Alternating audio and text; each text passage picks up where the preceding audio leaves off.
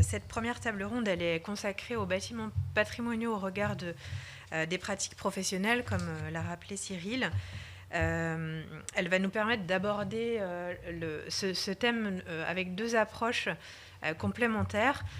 La première, c'est vraiment comment adapter les bâtiments patrimoniaux à nos besoins et à nos pratiques professionnelles dans le domaine du patrimoine, qu'on parle d'archives, de bibliothèques, d'archéologie, d'inventaire du patrimoine. Et puis la deuxième notion, c'est vraiment comment nos propres pratiques professionnelles, puisque chaque domaine du patrimoine a aussi une manière d'appréhender son métier différente, avec des méthodes et des techniques différentes, comment ces approches professionnelles nous permettent de mieux connaître, conserver et valoriser le patrimoine. Donc là, on abordera ces questions-là à travers l'archéologie et l'inventaire. Je vous présente directement peut-être les différents intervenants. Mélanie Villeneuve-Hamel nous parlera d'un projet de bibliothèque métropolitaine de l'Hôtel Dieu, puisqu'elle en est chef de projet pour la métropole de Clermont-Auvergne. Le sujet précis sera l'accueil des publics aujourd'hui dans les bibliothèques. Ensuite, alors je vous les présente pas forcément dans l'ordre, mais je vous les présente dans l'ordre de la table. Je leur repasserai la parole ensuite. Cécile Doulan, qui est archéologue à la direction du patrimoine au département, nous parlera de la conservation du bâti archéologique. Pierrick Barrault, qui lui est chercheur à l'inventaire du patrimoine, toujours à la direction du patrimoine du conseil départemental de la Mayenne, parlera de l'approche des chercheurs de l'inventaire, donc recenser, étudier, faire connaître le patrimoine. Et puis Cyril Déidé, directeur des archives départementales de la Mayenne, nous parlera de l'accroissement et de la sélection dans le domaine des archives. Je passe la parole tout de suite à Cyril pour la première intervention.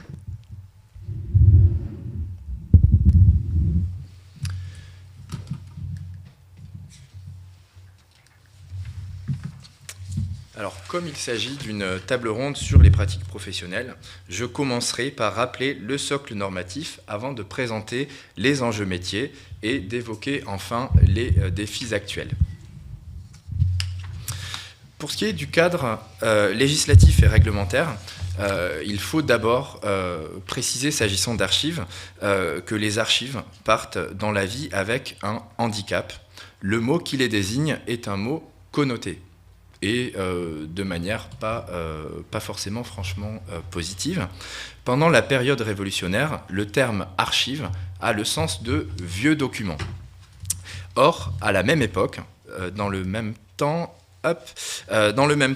la Déclaration des droits de l'homme et du citoyen, donc de l'été 1789, introduit l'ancêtre d'une exigence de transparence administrative, du moins en théorie, dont les archives départementales, qui sont créées en 1796, doivent être les garantes dans la pratique.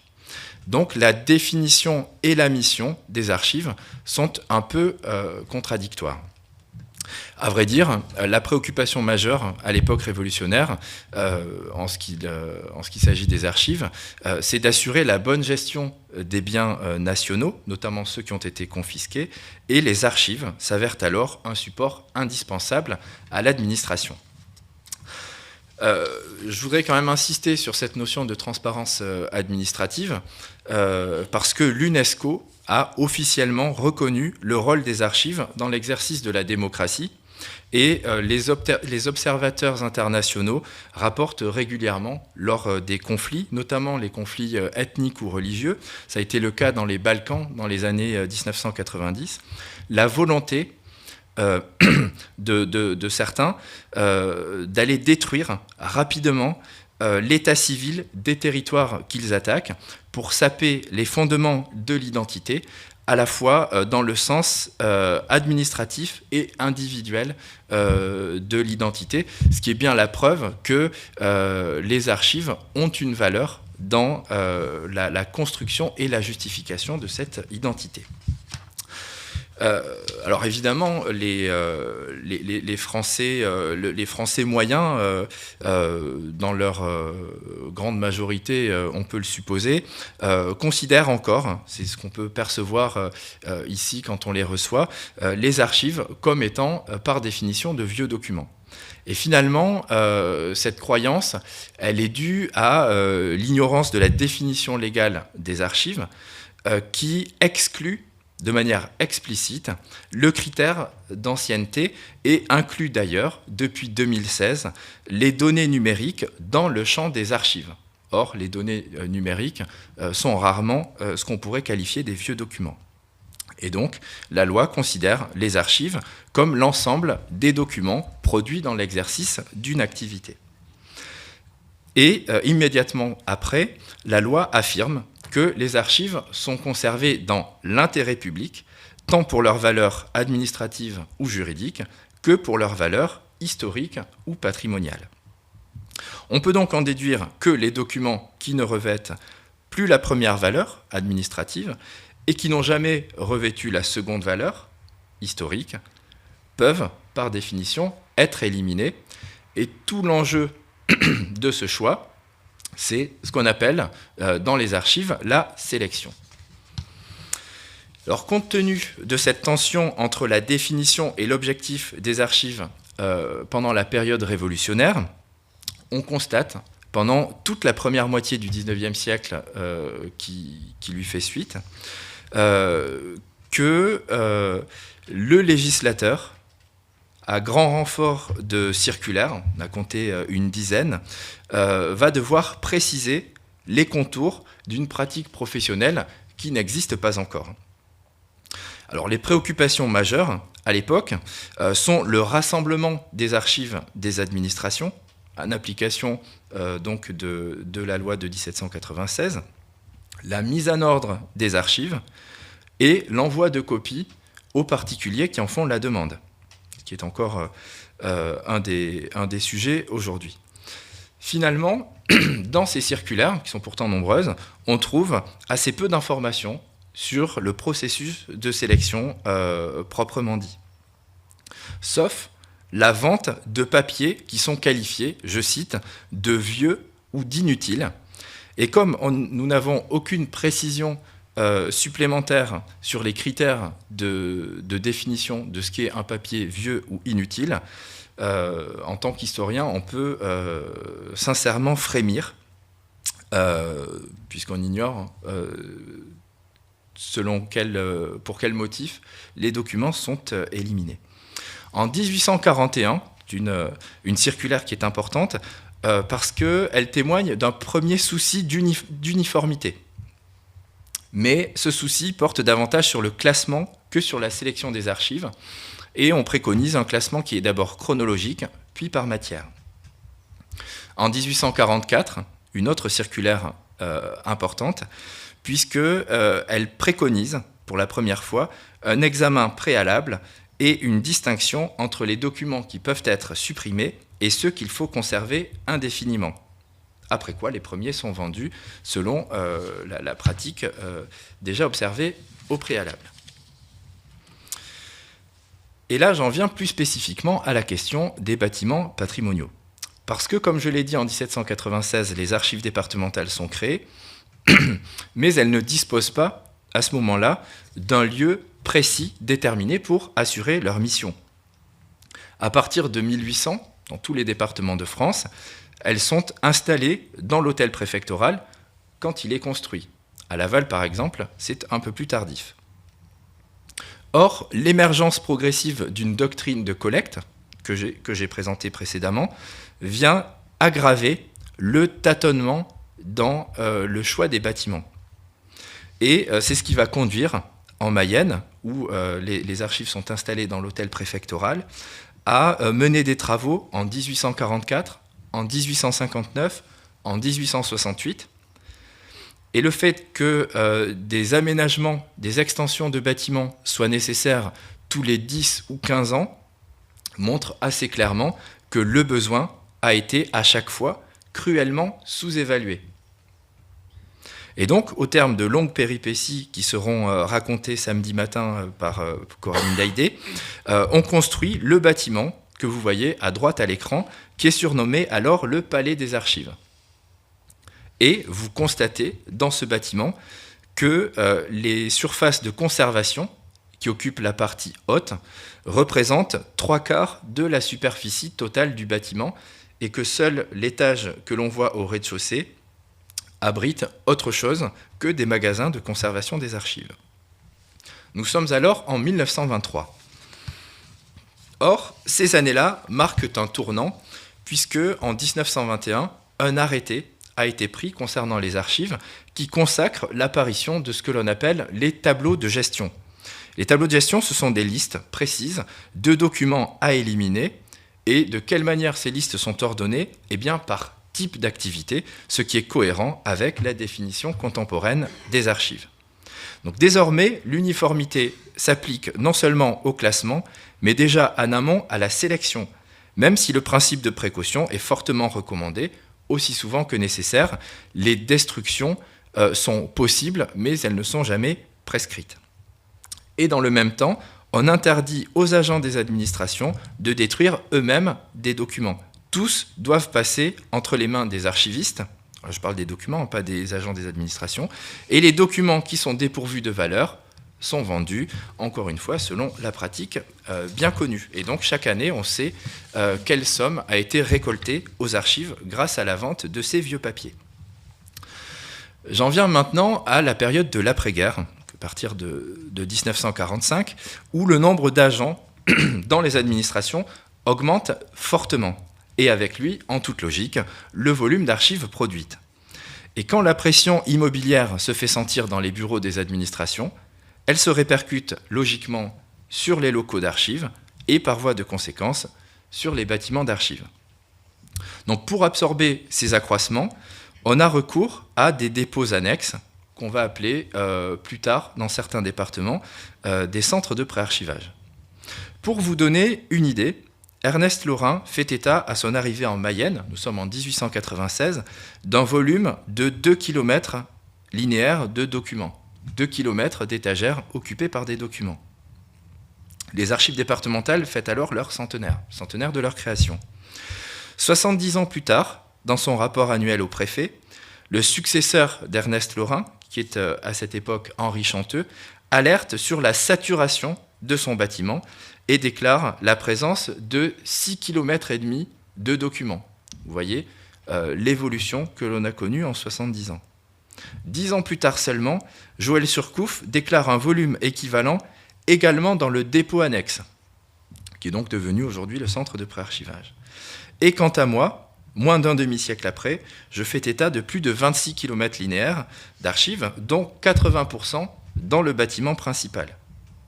Donc quand on parle d'inflation documentaire, n'est pas une vue de l'esprit, c'est quelque chose qui peut être constaté, chiffre à l'appui.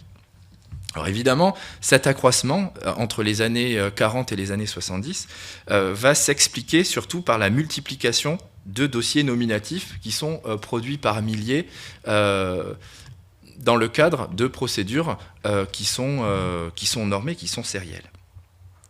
Et comme chaque dossier n'a que peu de valeur intrinsèque, l'archiviste va procéder à un échantillonnage pour alléger le volume conservé sans empêcher les études quantitatives des historiens qui sont alors les héritiers de l'école des annales.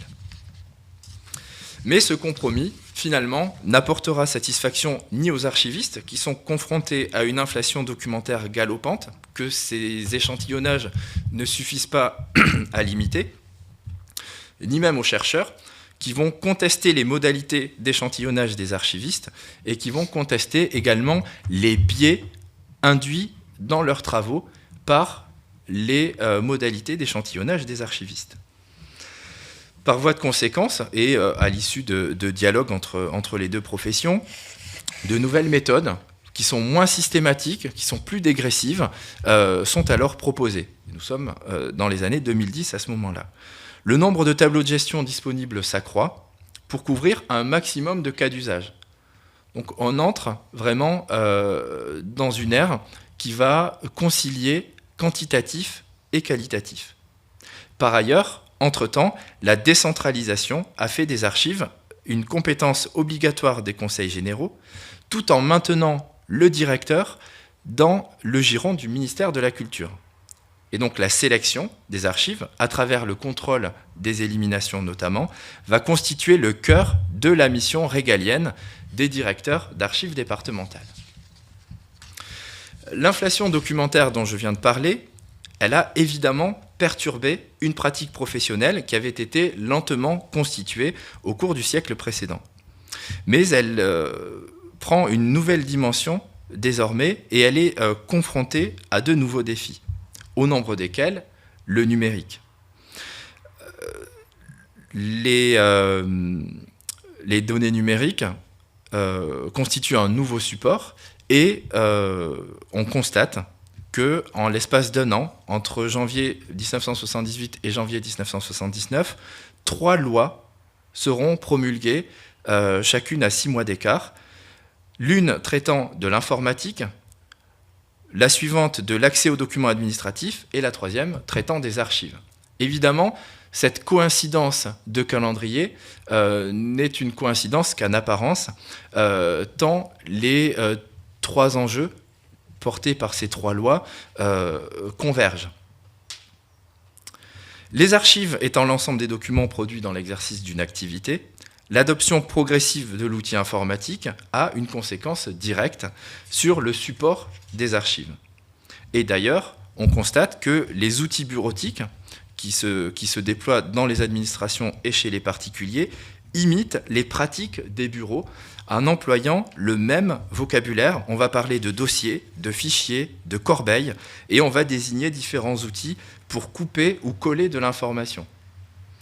Donc on a dans un premier temps une informatique qui va calquer les pratiques des bureaux pour les transposer dans le domaine numérique. Or, pour l'usager de l'information produite, le danger de l'informatique est double. Tout d'abord, une forme d'infobésité en l'absence de sélection raisonnée. Tout conserver n'est pas forcément un service à se rendre, même si les outils numériques le permettent, et une amnésie en l'absence de conservation solide, puisque chacune, pour l'avoir vécu personnellement ou pour connaître quelqu'un qui l'a vécu, c'est la fragilité des supports de conservation numérique. Ainsi, les pratiques professionnelles s'adaptent à cette évolution en intégrant cet aspect. Ce qui implique à la fois la sélection dans la production de documents nativement numériques et la sélection quand une information existe à la fois sur support papier et sur support numérique. Ainsi, en matière de bâtiments patrimoniaux, on construit dans les archives à la fois des magasins physiques pour nos archives papier et des systèmes d'archivage électronique pour nos archives numériques, qui ne sont ni plus ni moins que l'équivalent numérique de nos magasins d'archives. À propos d'électronique, le rapport de Christine Nougaret sur les archives à l'ère numérique a suscité un débat qui a été assez fécond sur les archives dites essentielles. Et ce terme questionne la priorisation des archives et réinterroge notre pratique en la matière.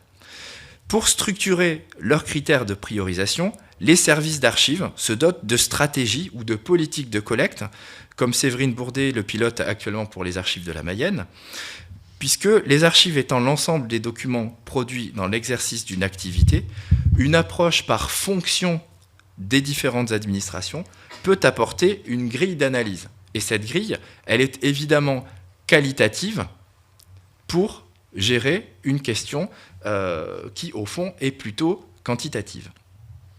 Il ne s'agit donc plus aujourd'hui de collecter, comme au XIXe siècle, ce que les administrations veulent nous confier, mais à la fois de susciter certaines collectes qui ont été identifiées comme stratégiques, au détriment d'autres qui sont jugées d'une richesse informationnelle moindre. Et finalement, tout l'enjeu de la sélection se situe à ce niveau.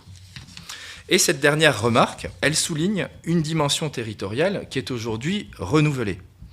L'aspect régalien de la sélection, que j'ai déjà évoqué, a pris récemment une plus grande ampleur avec la déconcentration des principes de sélection.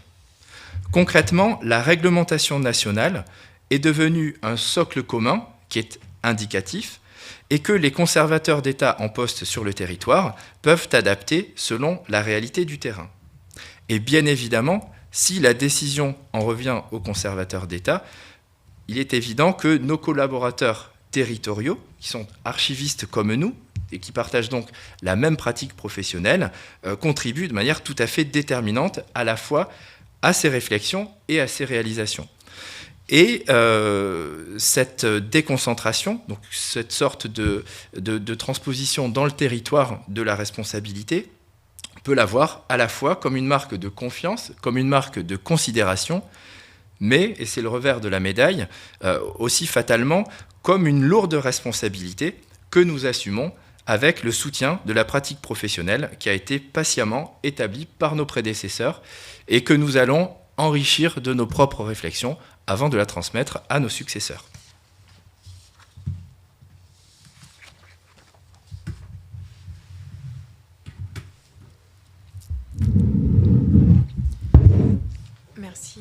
Merci beaucoup, Cyril. Peut-être vous faire réagir les uns et les autres autour de la table sur ce qui vient d'être évoqué, notamment la question, Cyril Dédé employait le terme inflation documentaire dans un champ plus vaste du patrimoine. On parle souvent d'inflation patrimoniale, voilà, avec des notions de nouveau patrimoine qui apparaissent. Je pense au patrimoine industriel, au patrimoine immatériel, même s'ils ne sont plus totalement nouveaux, mais ils le sont depuis une vingtaine d'années. Donc aujourd'hui, effectivement, la notion de patrimoine, elle a tendance à s'élargir et on ne voit parfois pas où elle va s'arrêter. Donc avec non seulement des supports physiques qu'il faut conserver, mais aussi, Cyril l'évoquait, des supports numériques. Peut-être que vous pouvez évoquer chacun dans vos domaines la notion aussi de sélection et comment à un moment donné, on définit des critères pour savoir où commence et où s'arrête le patrimoine et sa conservation. Peut-être Mélanie, dans le domaine des bibliothèques. Oui. Je trouvais ça très intéressant, merci beaucoup. Votre propos m'évoque deux choses. À la fois cette notion de sélection dans les collections de lecture publique, sur laquelle on a un vrai travail permanent à mener avec le grand public, puisque bien, les bibliothèques ne sont par définition pas extensibles à l'infini. Nos usagers souhaitent avoir des collections fréquemment renouvelées, puisqu'on a encore, et plus qu'on ne le croit, des lecteurs fervents qui, même dans les grandes bibliothèques, arrivent à assez vite maîtriser le fond. Donc eux sont très fréquemment en attente de nouvelles collections. Et pour faire entrer de nouvelles collections, eh bien, nous devons éliminer des collections. Ce qui fait frémir la plupart du temps, ce sont des non-usagers qui ont ce propos radical sur détruire un livre, c'est un crime. Je caricature à peine.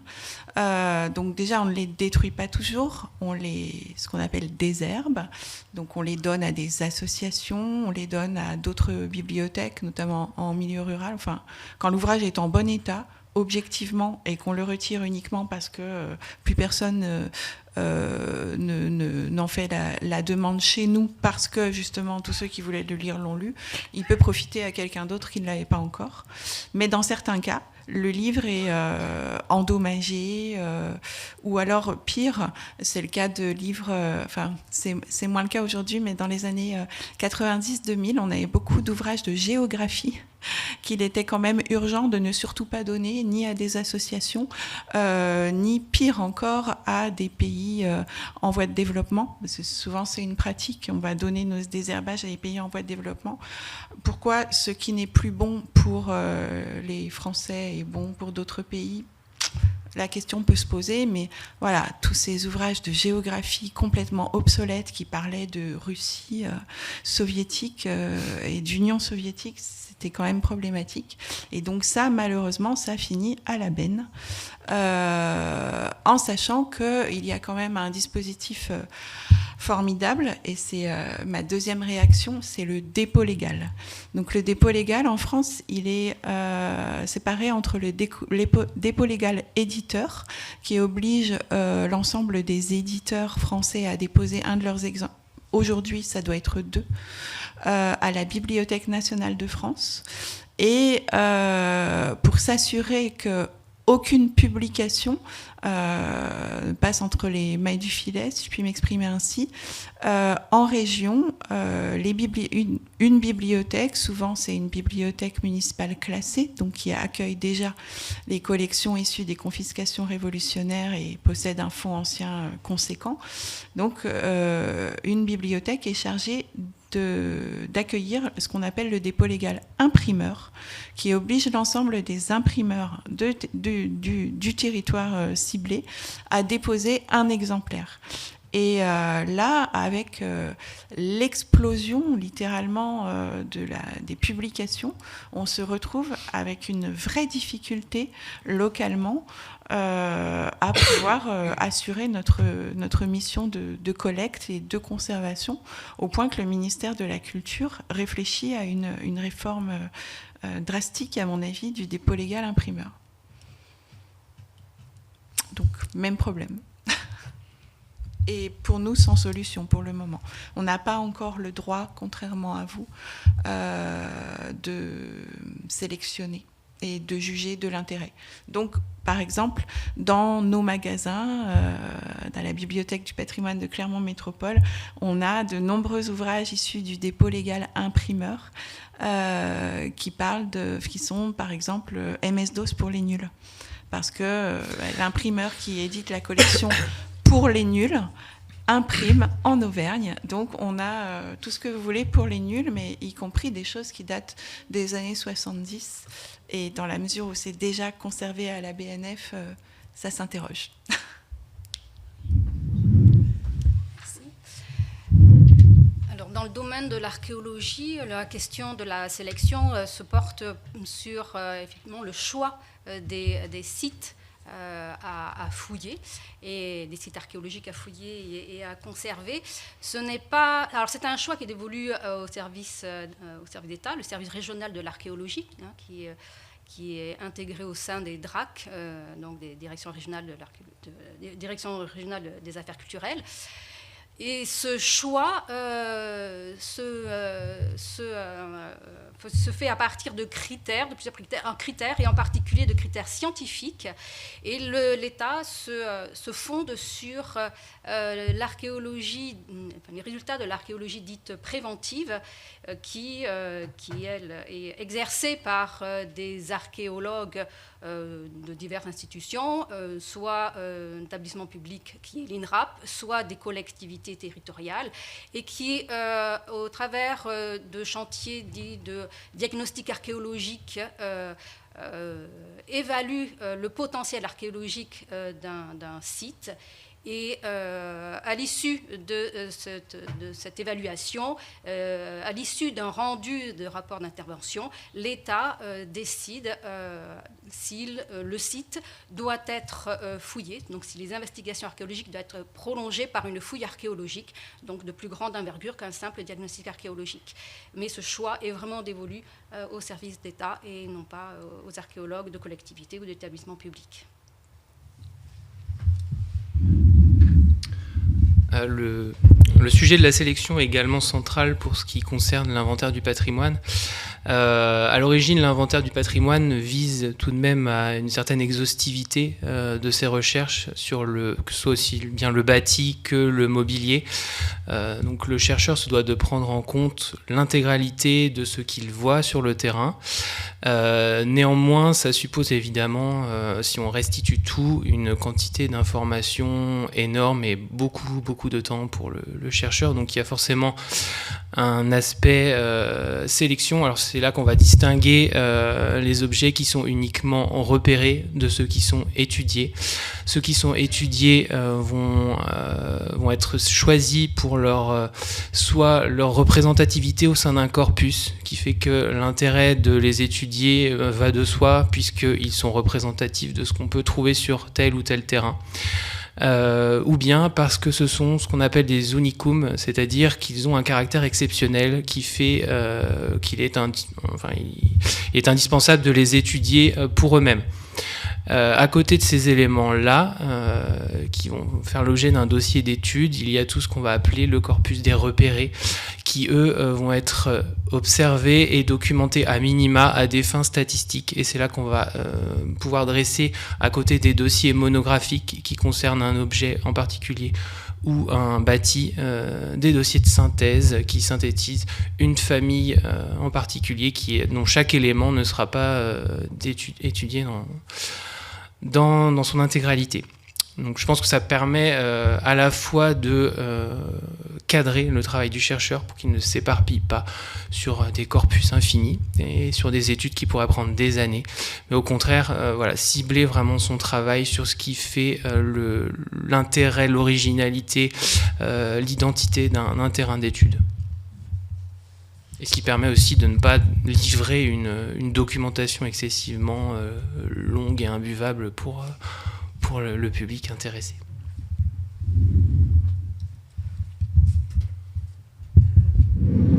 Peut-être aussi revenir juste sur la notion de destruction-élimination, qui n'est pas forcément tout à fait la même dans le champ patrimonial, en fait, en termes d'archives, de bibliothèques ou de monuments historiques, archéologie, inventaire.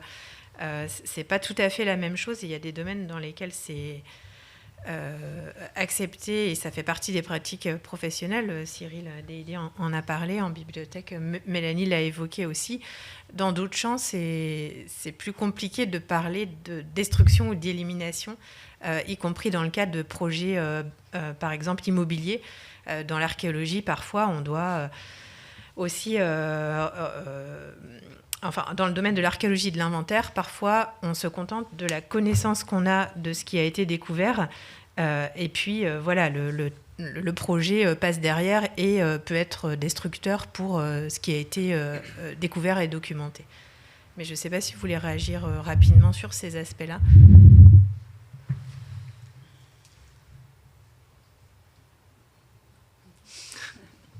Si ça n'appelle pas de commentaires, je voulais juste souligner que dans ces différents domaines, on parle moins d'élimination et de destruction dans le champ de l'archéologie et du monument historique que dans le champ de l'archive ou de la bibliothèque. Pierrick Barraud, du coup, ça fera une bonne transition avec la dernière intervention sur la présentation des méthodes et des métiers des chercheurs de l'inventaire du patrimoine.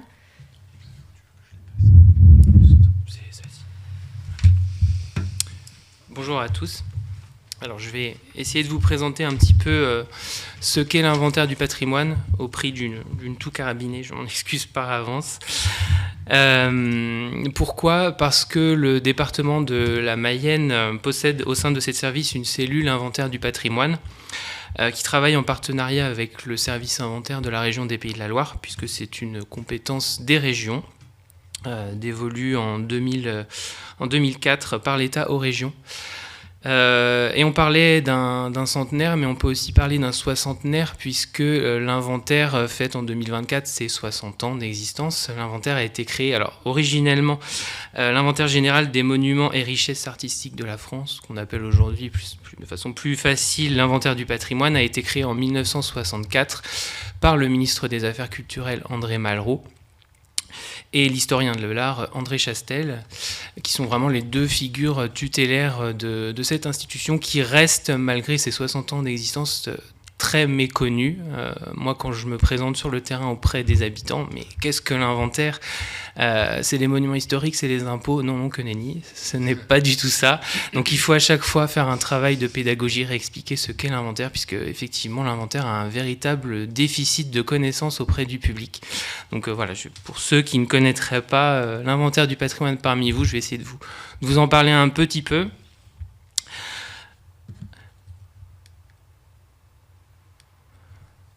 Alors, comme nous sommes aux archives, j'ai voulu vous montrer un document d'archives que je trouvais particulièrement intéressant. Il s'agit d'une brochure de présentation des activités de l'inventaire du patrimoine dans la région Pays de la Loire, donc c'était avant la décentralisation. On est en 1976 et les photos, ça résume un petit peu toutes les images d'Épinal que nous, on a des débuts de l'inventaire, notamment avec la fourgonnette du ministère des Affaires culturelles sur laquelle se juchaient volontiers les photographes pour faire des photos face au bâtiment et puis éventuellement voir par-dessus les clôtures. C'est toujours très pratique. Donc les missions de l'inventaire, telles qu'on les résume, c'est recenser, étudier, faire connaître le patrimoine. C'est ces 3 axes principaux. Donc une étude, comme je le disais tout à l'heure, exhaustive de recensement sur le terrain, une étude des éléments sélectionnés et puis une étude de synthèse sur l'ensemble du corpus. Et puis faire connaître, faire en sorte d'approprier par le public les résultats de ces études et des connaissances qui sont acquises. Et on parle souvent aussi, dans les lieux communs de l'inventaire du patrimoine, d'une étude de la cathédrale à la petite cuillère, donc qui montre qu'on s'attache à l'ensemble du mobilier et du bâti, aussi bien modeste que spectaculaire. Le premier rôle de l'inventaire, s'il a été créé, sa finalité, c'était de constituer une archive du patrimoine, justement, au moment de l'étude, puisqu'à cette époque, en 1964, et c'est toujours valable aujourd'hui, on prend conscience, en fait, de la disparition de tout ce qui fait le patrimoine du quotidien en France. C'est notamment le patrimoine rural qui disparaît très rapidement avec la suppression de nombreuses exploitations agricoles, la modernisation des techniques qui fait que les bâtiments évoluent à cause du matériel, enfin, le bâtiment est détruit et détérioré, et donc tout le bâti vernaculaire qui fait les terroirs en France disparaît assez rapidement. Et cette disparition est loin d'être enrayée, au contraire, elle continue à une vitesse exponentielle.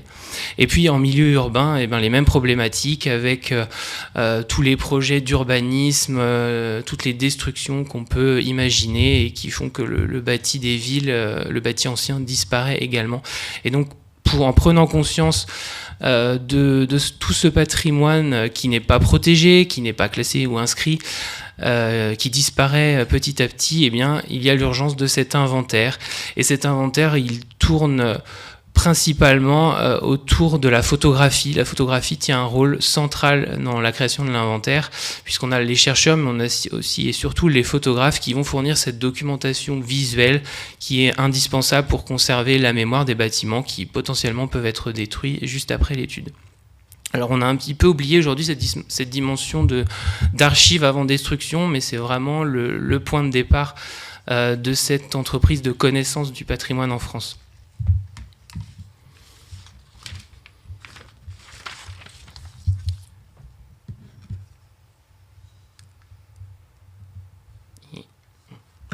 Alors peut-être que certains d'entre vous reconnaîtront des visages sur les photos qui suivent. Je parlais d'un travail exhaustif, c'est un travail qui fait intervenir plusieurs métiers. À chaque fois, dans les régions, on a un service avec des profils très différents qui œuvrent pour l'inventaire du patrimoine. Donc on a bien sûr le chercheur qui est au centre de ce travail, donc le chercheur qui va sur le terrain à la rencontre des habitants, qui se fait connaître, qui espère être bien reçu si possible, qui va analyser le bâti sur place. Et puis vous avez les topographes, cartographes, donc c'est la photo que vous avez en haut à droite. Ici on est en Anjou, dans les Troglos, et puis vous avez les photographes. Alors là j'ai piqué une photo de la région centre, j'ai pas trouvé ce que je voulais en Pays de la Loire, mais enfin l'idée est là.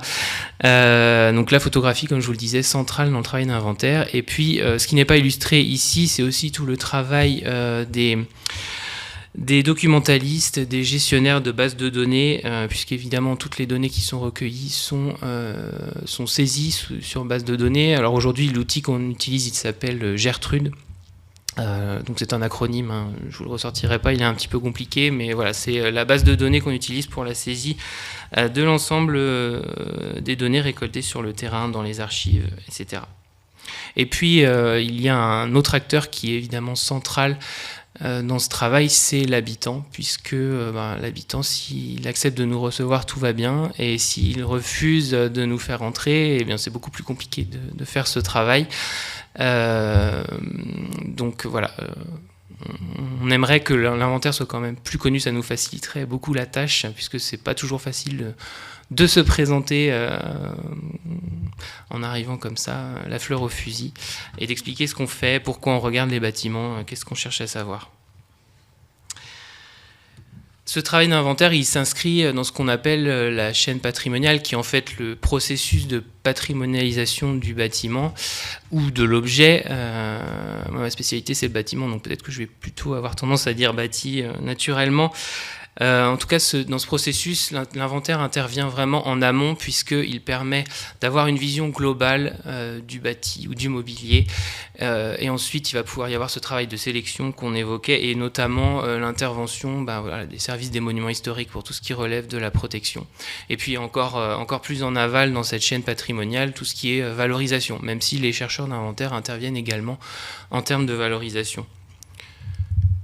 Par exemple, principalement dans des publications de restitution des travaux de l'inventaire, des conférences ou des expositions. Alors là, l'exposition que je vous ai mise, c'est celle qui est actuellement au Carré Plantagenet au Mans et qui restitue le travail de ma collègue Marie Ferret à la région sur le développement urbain de la ville du Mans et la construction des faubourgs au 19e et 20e siècle principalement.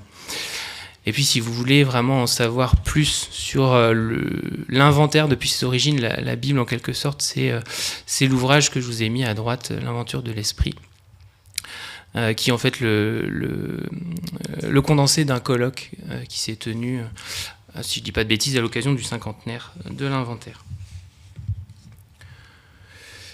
Pour ce qui nous concerne plus particulièrement en Pays de la Loire et en Mayenne, je vais vous faire un petit focus. Alors, je m'excuse pour la qualité de cette diapo, elle n'est pas terrible. Ça vous présente un petit peu les enquêtes, pardonnez-moi, les enquêtes d'inventaire qui sont actuellement en cours dans la région, et notamment en Mayenne. Alors, je ne vais pas les citer point par point.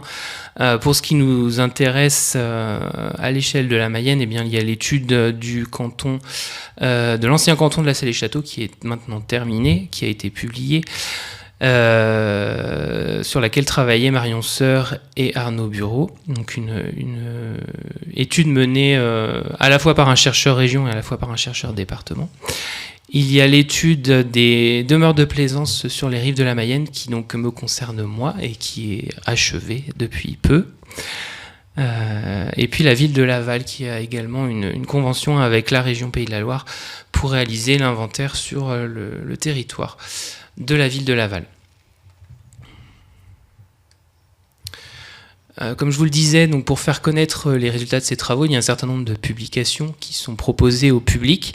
Donc je vous en ai mis quelques-unes parmi les plus récentes pour la Mayenne, donc celle qui est sortie sur l'ancien canton de Sainte-Suzanne, celle sur la production d'Auguste Allôme, le peintre verrier mayennais, et puis plus récemment la publication de restitution sur le territoire de la Celle-et-Château, et puis courant 2024, une autre publication qui sera donc la synthèse de mon étude. Toutes ces données d'inventaire dans leur intégralité, elles sont consultables sur le portail de la région des Pays de la Loire. Donc vous avez l'adresse ici, https://gertrude.paysdelaloire.fr. Donc elle permet d'avoir accès à tous les dossiers par un système de cartographie, puisqu'évidemment chaque dossier d'inventaire est cartographié, est répertorié sur un système d'information géographique qui permet de localiser tous les éléments qui font l'objet d'un dossier d'étude. Et puis pour terminer, je vais vous parler un petit peu plus dans le vrai du sujet, comment ça se passe pour le chercheur, comment il travaille. Donc j'ai choisi un petit exemple en fait à vous montrer pour essayer de vous faire comprendre comment on travaille sur le terrain, comment on raisonne. Donc là c'est un château qui se trouve sur les bords de la Mayenne, c'est le château de La Valette à Villiers-Charlemagne, qui fait partie donc, de l'étude qui vient de se terminer, l'étude sur les résidences de plaisance de la vallée de la Mayenne. Donc vous voyez la Mayenne pas juste devant, on est vraiment au fond de la vallée. Et c'est un ensemble particulièrement complexe qui a donné beaucoup de fil à retordre et qui n'a pas livré tous ses secrets, malheureusement. Donc voilà, pour vous montrer rapidement, je vous ai mis à droite le cadastre napoléonien. C'est vraiment, on va dire, l'outil de base du chercheur d'inventaire du patrimoine. On va sur le terrain, on emporte les cadastres actuels, cadastre napoléonien. Et l'idée, c'est de pouvoir vraiment déjà avoir un premier aperçu de ce qui était déjà là au début du 19e siècle, de ce qui a été ajouté, de ce qui a été détruit. Et là, on a un exemple assez intéressant. On voit que la partie droite, certes, a été agrandie, mais elle était déjà là en grande partie au début du 19e siècle. C'est le château. Au centre, on a les anciens communs qui, eux, sont en grande partie détruits. Et puis, toute la partie hachurée qui va... Parce qu'on a la superposition, je ne vous ai pas expliqué. Tout ce qui est hachuré, c'est les bâtiments actuels. Donc tout ce qui est à gauche en haut de la photo, ce sont les communs actuels. Il faut savoir qu'à La Valette, il y a un ensemble de communs extrêmement intéressant des années 1860 et 1880. C'est un très très très bel ensemble. Et donc ces communs, naturellement, ne sont pas sur le plan du 19e, du début du 19e. Alors la visite sur le terrain, bon, elle commence forcément dans le cadre d'une propriété telle qu'un château par une prise de rendez-vous, c'est préférable plutôt que d'arriver sans s'annoncer. Donc forcément il y a un temps d'observation du bâti intérieur, extérieur, et donc on va relever un certain nombre de détails. Donc là je vous ai mis par exemple ce fronton sculpté qui est sur la façade principale, qu'on pourrait croire être un bel exemple d'architecture du XVIIe qui en fait date de 1914. Donc c'est là aussi que les archives vont nous aider à mieux comprendre ce qui s'est passé. Et puis une date relevée sur le bâtiment, la date 1811, date qu'on ne comprenait pas du tout en fait par rapport à ce qu'on pouvait observer. Et puis ici on a eu l'occasion d'aller un petit peu plus loin dans la recherche, on a fait intervenir une équipe de dendrochronologues. Donc la dendrochronologie, c'est une science archéologique qui permet d'appréhender la datation des charpentes par des prélèvements.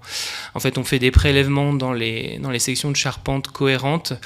Et en fait, l'écartement des cernes qu'on va pouvoir observer sur ces petits carottages va permettre de retrouver sur une séquence la date d'abattage du bois, parce qu'en fait, plus le cerne va être important. Enfin, et voilà, ça va nous dire des choses sur le climat telle ou telle année, et on va réussir à retrouver la date de mise en œuvre de la charpente, souvent à l'année près. Donc, c'est un outil qui coûte un petit peu cher, donc on ne l'utilise pas partout, mais en tout cas qui permet d'avoir des résultats extrêmement satisfaisants pour dater le bâti. Alors là, malheureusement, on s'attendait à avoir une charpente du XVIIe pour le noyau du château de La Valette, et en fait, on s'est rendu compte qu'on retrouvait la date portée sur le bâtiment 1811, ce qui est à la fois un petit peu décevant et en même temps extrêmement intéressant. Ça nous montre qu'il y a eu vraiment un travail extrêmement important sur l'ensemble du château en 1811, probablement inachevé, puisqu'en fait, la façon dont le bâtiment se présente aujourd'hui, on ne comprend pas. Donc il y a probablement un programme qui n'a pas été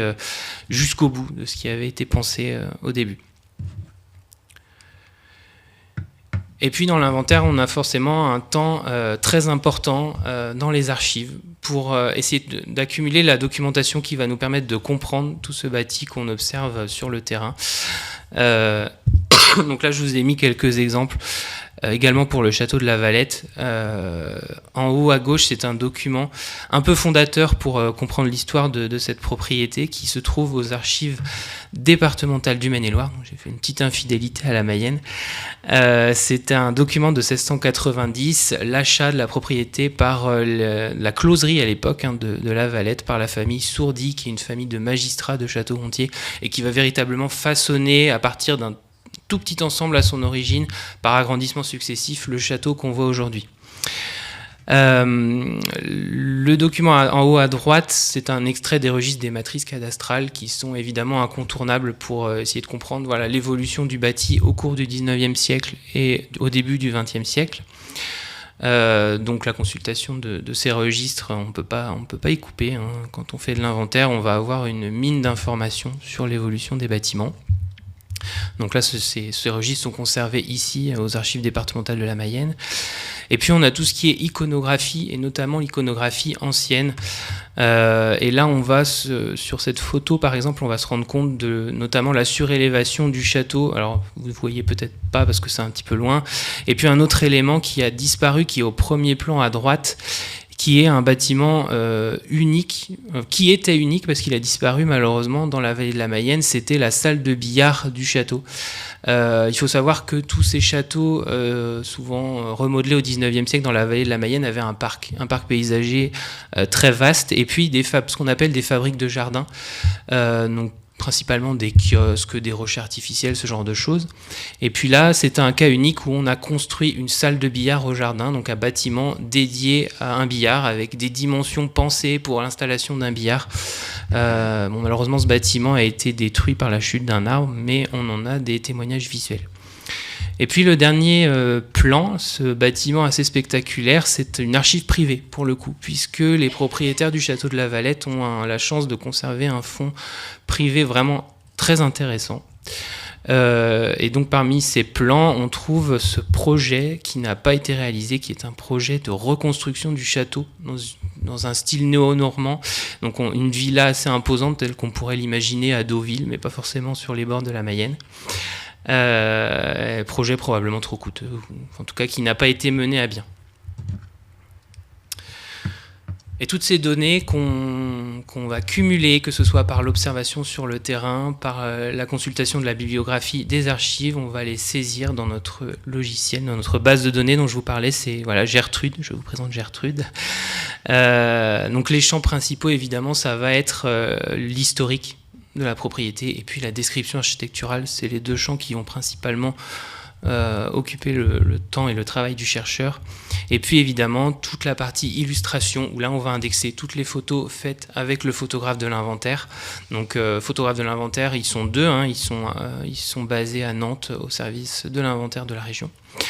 Et donc ce sont ces dossiers, une fois qu'ils sont finalisés, qui vont être mis à disposition du public sur le portail que je vous montrais tout à l'heure. Voilà pour vous brosser un petit peu un portrait rapide de ce qu'est l'inventaire du patrimoine. Quelles sont ses missions ? Merci. Du coup, Pierrick Barraud a parlé a brossé effectivement un peu les méthodes d'appréhension du patrimoine qui sont celles de l'inventaire. Il a parlé de sources, de documents d'archives, de consultations d'ouvrages, de bibliographie. Il a parlé aussi de techniques scientifiques comme la dendrochronologie. On parle aussi dans le domaine de l'inventaire de l'archéologie du bâti qui permet de lire sur une façade et sur des élévations les différentes époques de construction, par exemple, d'un bâtiment.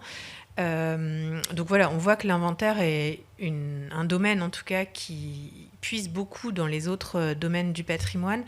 Est-ce que vous voulez réagir là-dessus ? Quelles interactions vous voyez-vous dans vos propres domaines avec celles que vient d'évoquer Pierrick ou d'autres ? Alors, effectivement, dans le domaine de l'archéologie, en particulier l'archéologie dite préventive, donc qui intervient en amont d'aménagements de tout type, on a beaucoup de parallèles à faire avec la pratique professionnelle de l'inventaire. Il y a d'abord une notion d'urgence face à la destruction. Ça, c'est une évidence. Si nous intervenons, nous les archéologues, sur un site archéologique, c'est parce que ce site va être détruit. Donc il faut le documenter, il faut l'analyser par l'étude et par la collecte de données. Et là encore, comme pour le travail de l'inventaire, la photographie est un moment clé de sauvegarde du site. Mais on a aussi des enregistrements de collecte de données, voilà, des relevés stratigraphiques. Donc là, il s'agit de dessiner manuellement le plus souvent les couches stratigraphiques, les couches qui s'empilent les unes sur les autres et constituent la stratigraphie, c'est-à-dire toute l'histoire d'un site archéologique. Et effectivement, par la suite, il y a aussi toute une gestion de ce qu'on appelle cette documentation brute, ces minutes, dans gestion au niveau de leur archivage et gestion aussi au niveau de leur analyse. L'analyse des données est un moment aussi très important qui intervient, bien entendu, en premier lieu sur le terrain, mais aussi en phase dite post-fouille ou en phase de laboratoire, où là, ces données qui relèvent de l'architecture d'un site, par exemple, ou qui relèvent du mobilier archéologique, seront analysées avec l'aide du responsable d'opération, bien entendu, mais aussi de spécialistes de diverses disciplines. Et tout ça sera versé, ces données seront aussi versées dans des bases de données, seront mis sous la forme, dans un premier temps, d'un rapport d'intervention. Et la finalité, ça reste quand même aussi, comme à l'inventaire, la publication et la valorisation et la diffusion de ces données archéologiques scientifiques. Alors pour ce qui est des archives, on a parfois coutume de dire que le chercheur à l'inventaire est un peu pour l'archiviste comme un cousin, c'est-à-dire qu'on ne vit pas au quotidien avec lui, mais on le croise aux réunions de famille et puis il nous rend visite de temps en temps, on se rend service mutuellement.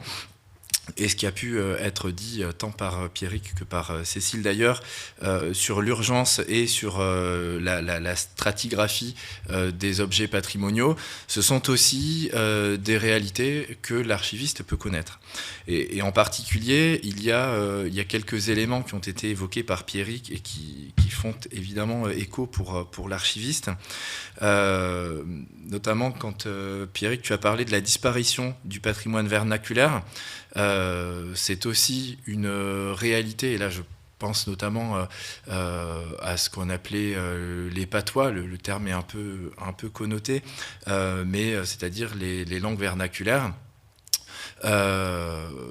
qui ont assez largement disparu au XXe siècle et pour lesquels des opérations de collectage ont été organisées, notamment dans le territoire qui nous intéresse ici, la fin des années 70, début des années 80, ce qui a permis de collecter à la fois des textes et de collecter également des enregistrements audio ou vidéo, finalement dans une logique qui ressemble assez à celle de l'inventaire, c'est-à-dire de documenter à un instant précis un patrimoine qui est menacé de disparition. Quand tu évoquais la disparition du bâti ancien des villes, pour le coup, on ne peut pas dire exactement que les archives soient dans une situation analogue. En revanche, et tu l'as très bien montré, elles peuvent venir en soutien des études. Le cadastre napoléonien, c'est évidemment une source de premier plan. Et si l'on accepte la généalogie, eh bien les recherches sur l'histoire des maisons, à la fois des demeures assez somptueuses, mais aussi des habitations plus modestes, fait partie des recherches les plus fréquentes.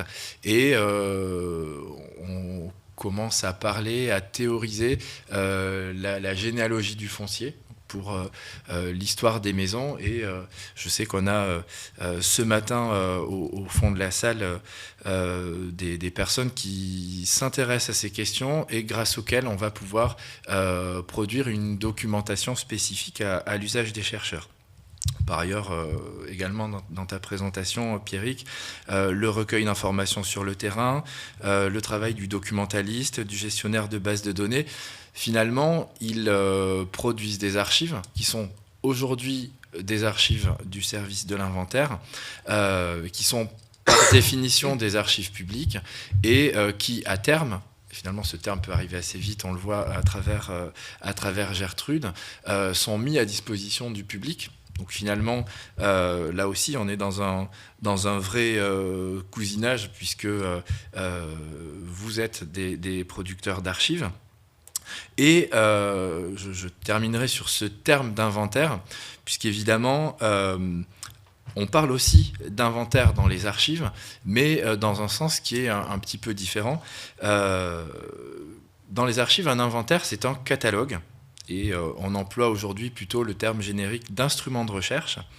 C'est le résultat d'une opération de classement et d'une opération de description que l'on mène aujourd'hui selon des normes internationales. Donc il y a des opérations qui sont très très codifiés, très normés, qui ont beaucoup évolué, puisqu'il est quand même question aujourd'hui de parler de pratiques professionnelles. Au XIXe siècle, la description se faisait assez volontiers pièce à pièce, puisque comme je l'ai indiqué plus tôt, le dépôt des documents aux archives se faisait au fil de l'eau quand les administrations le décidaient. Donc l'archiviste pouvait organiser son temps de travail et voir venir et décrire pièce à pièce. Aujourd'hui, c'est totalement terminé pour des raisons sur lesquelles je ne reviendrai pas, puisque j'en ai parlé aussi. La description aujourd'hui, elle va se faire par grands ensembles, en partant du général, du dossier, et en allant vers le particulier. Et donc la recherche se fait aussi théoriquement en partant du général au particulier. Donc on va avoir des grands thèmes qui seront raffinés ensuite en sous-thèmes, et c'est ce qui va permettre aux chercheurs de s'y retrouver. Mais aujourd'hui, cette manière de procéder est en train de changer, parce que par l'indexation, on peut décrire directement ce qu'on appelle dans les archives le niveau bas, c'est-à-dire le document unitaire, et en interrogeant cette indexation, on va arriver directement au document pertinent, ce qui peut poser des problèmes de visibilité de l'information quand l'indexation n'a pas encore été faite. Et cette pratique professionnelle, donc de la description, de la réalisation d'inventaire, puisque c'est le terme que l'on emploie dans les archives, elle se matérialise au sein de notre bâtiment, dans la salle de tri, et on dit parfois, et c'est totalement méconnu du grand public, que la salle de tri, c'est un peu le cœur battant du bâtiment des archives, parce que c'est un endroit dans lequel le public ne se rend jamais, sauf à l'occasion de journées du patrimoine, mais ces jours-là, les agents ne sont pas à leur poste de travail. Et la salle de tri, c'est le point de passage entre la collecte, donc des documents qui arrivent aux archives à l'issue de la sélection que j'ai présentée tout à l'heure, et donc entre la collecte et les magasins de conservation. Et donc ce qui est, je trouve, assez beau dans la salle de tri, c'est que c'est la fabrique dans laquelle le document, encore un peu brut, va devenir le produit fini archivistique tel qu'il sera non seulement communiqué aux chercheurs, mais également conservé sur du très très long terme.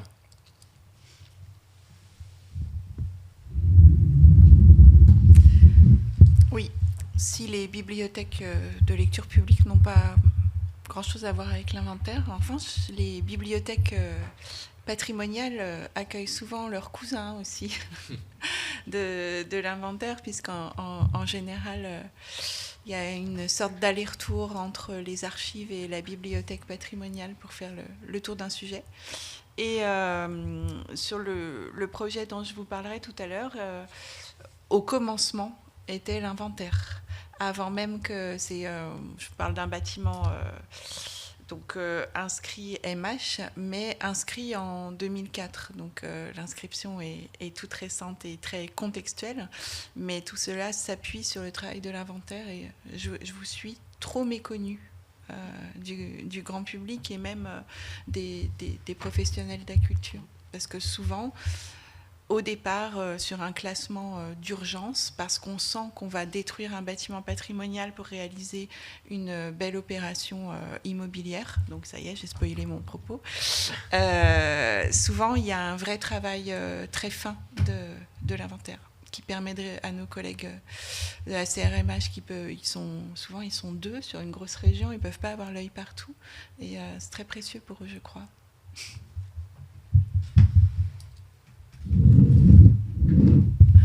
Je voulais justement vous faire rebondir sur ces questions de méconnaissance des actions et des résultats en fait de ces métiers-là, mais on gardera ça, je pense, pour la fin.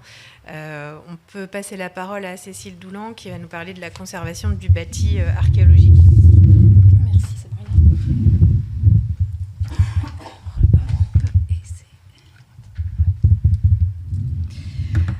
Conserver le bâti est un sujet particulièrement d'actualité à Jubelin. C'est un sujet qui peut être illustré par les travaux à la fois de restauration, mais aussi archéologique, d'un monument aujourd'hui communément et improprement appelée la forteresse de Jublain, dont les origines, dont vous avez donc une vue aérienne sur cette première diapositive et le plan général, donc, dont les origines remontent à la période romaine de la ville, à savoir donc, entre le 1er et le 4e siècle après Jésus-Christ. Alors, le cas de la forteresse de Jublain, qui est une propriété départementale depuis 1839, est intéressant à double titre pour notre propos. Retenez qu'il est à la fois un vestige archéologique remarquablement conservé en élévation. Certaines de ces maçonneries sont conservées au mieux sur 4 mètres de hauteur. Et c'est aussi un vestige classé au titre des monuments historiques, classé en 1840, donc au titre des monuments historiques. On va peut-être rester sur cette première diapositive. Cet édifice remarquable est localisé à l'entrée sud-ouest actuelle de Jublain, le long de la D129. Mais dans l'Antiquité, il était déjà en périphérie sud-ouest de la ville antique, qui est connue sous le nom de Noviodonum. Ce complexe fortifié consiste en un vaste quadrilatère d'une emprise au sol d'un peu plus de 1,2 hectares. Et il est constitué de 3 unités architecturales emboîtées, respectivement un bâtiment central, associé à 2 petits édifices au nord et au sud qui sont identifiés avec des thermes, donc des édifices balnéaires. Donc un bâtiment central et 2 thermes, une levée de terre que l'on nomme aussi vallum, et une enceinte extérieure. Ces angles correspondent aux orientations cardinales. Selon le dernier chercheur archéologue qui a travaillé sur ce monument de Jublain, donc René Rebuffat, le monument aurait été construit en 3 phases. La première datée du début du règne de Septime Sévère, c'est-à-dire à la fin du IIe siècle, vers la fin du IIe siècle après Jésus-Christ. Et cette phase correspondrait à l'édification du bâtiment central. La deuxième phase verrait la mise en place de la levée de terre dans le courant, voire même à la fin du IIIe siècle. Et la construction de l'enceinte viendrait dans un 3e temps, situé vers la fin du IIIe, début du IVe siècle. Ce qu'il faut retenir de cet édifice aussi, c'est que nous sommes face à un monument tout à fait singulier. On ne connaît pas, on n'a pas d'autres exemples à proprement parler que l'on pourrait comparer à cet édifice à l'échelle de la Gaule romaine, même à l'échelle de l'Empire romain, dont la fonction est donc sujette à hypothèse. Alors, si le rôle défensif de la levée de terre et de l'enceinte extérieure semble assez évident, le rôle du bâtiment central pose question. Alors, en l'état, le caractère public du bâtiment central paraît assuré, ne serait-ce que par l'ampleur et la qualité générale de la construction de ce bâtiment central. Mais c'est tout ce qui peut être assurément dit sur la fonction et le statut de cet édifice. Pour simplifier, une hypothèse quand même retient l'attention générale des chercheurs, donc, cette hypothèse est privilégiée, c'est celle de voir le bâtiment central comme un lieu de stockage, de stockage de denrées, et en particulier de blé. Mais cette hypothèse reste à affiner, donc elle n'est pas acquise une fois pour toutes.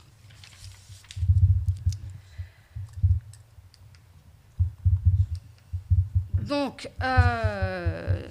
depuis la découverte du monument au XIXe siècle, ou l'intérêt porté au monument depuis le XIXe siècle, le complexe fortifié a fait l'objet de 9 campagnes de restauration qui ont contribué, certaines, à sa conservation, mais qui ont parfois dénaturé la nature du monument, enfin son aspect.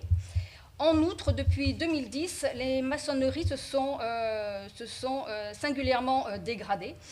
Différents types de dégradations ont été observés, des déchaussements de moellons en parement et dans le blocage, dans la structure interne des maçonneries, On observe aussi des éclatements de terre cuite architecturale et du mortier qui lie ces briques ou tuiles.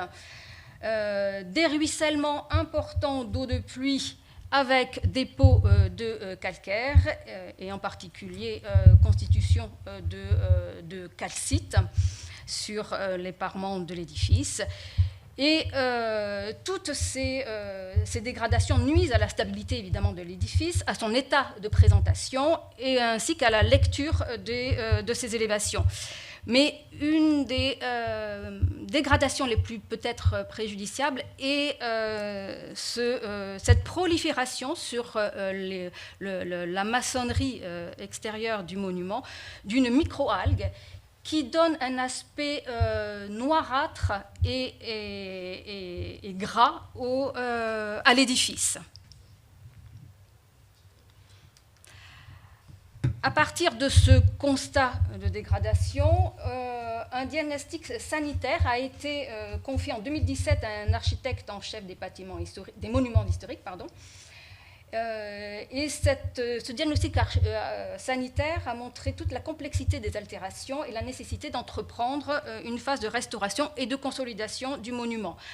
Cette entreprise de restauration et de consolidation implique, donc qui a été mise en œuvre en début 2023, implique le département en tant que maître d'ouvrage, l'architecte des monuments historiques à travers le cabinet Architrave en qualité de maître d'œuvre et l'État qui est représenté par donc la conservation régionale des monuments historiques et qui a un rôle de contrôle donc dans les travaux de restauration qui sont menés depuis 2023.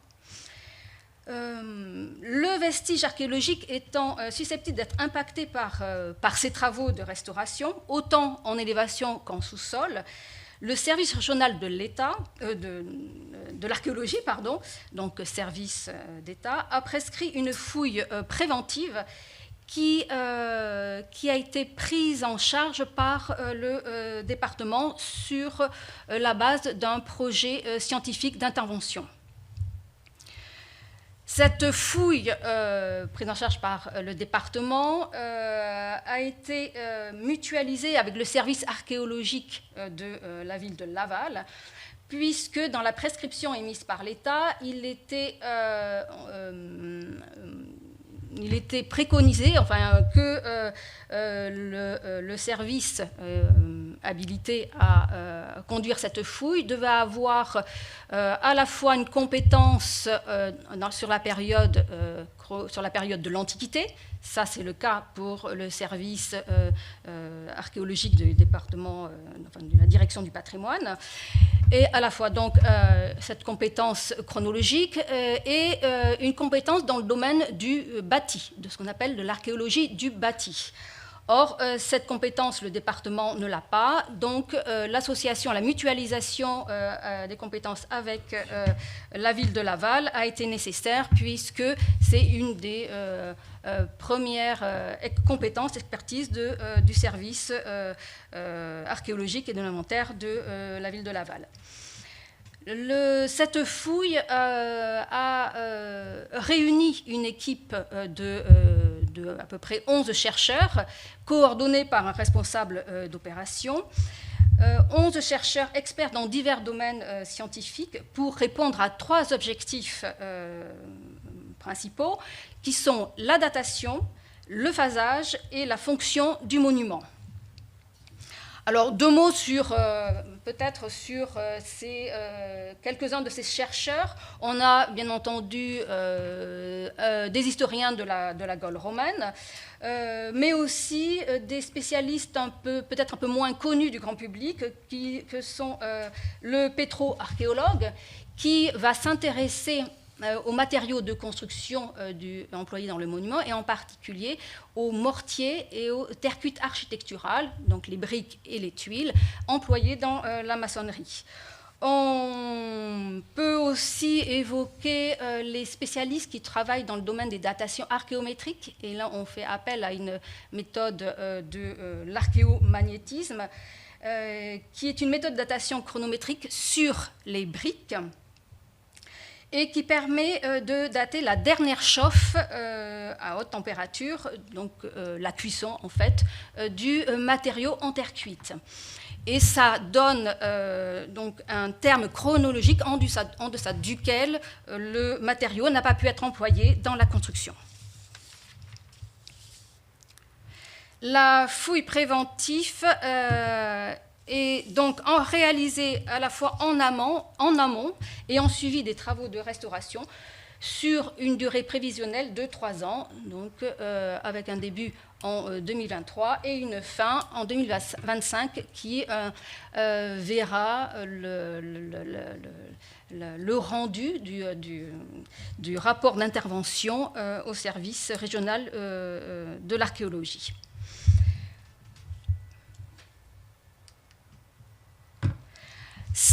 Avant d'entreprendre la fouille à proprement parler, il a été nécessaire d'entreprendre le nettoyage des maçonneries, qui, comme je vous rappelle, était entièrement noircie par cette microalgue, dont d'ailleurs l'origine est encore méconnue, enfin inconnue même. Donc ce nettoyage destiné à débarrasser les maçonneries de son manteau d'algues noires par la méthode dite par eau surchauffée, qui a été retenu en amont en raison de son efficacité, surtout à l'échelle du monument, et en raison aussi de son caractère peu agressif, peu abrasif, et qui consiste à projeter sur le monument de la vapeur d'eau, donc de l'eau chauffée à 100 degrés, sous pression, à peu près 50 bars, vapeur d'eau projetée à hauteur d'homme ou à l'aide d'une machine élévatrice pour les parties, évidemment, hautes de l'édifice. Ce nettoyage donc par eau surchauffée a débuté le 30 janvier 2023 et s'est achevé début août 2023 en progressant de l'enceinte extérieure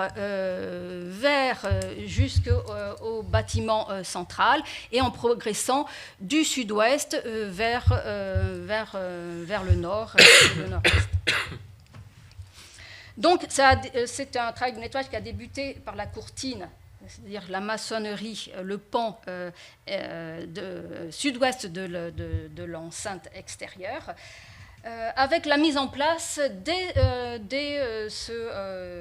cette phase de nettoyage, d'une phase dite expérimentale qui permettant de discuter tous les points de restauration et de mettre en place un protocole de restauration à mettre en œuvre sur l'ensemble du bâti, tout en tenant compte des spécificités de chaque maçonnerie.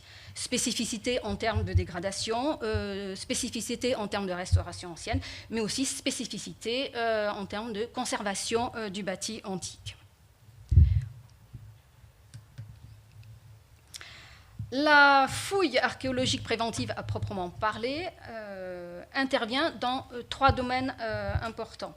Premier domaine qui est celui de l'étude documentaire, qui consiste donc à collecter la documentation ancienne et récente, d'archives ou publiées, relatives à la forteresse.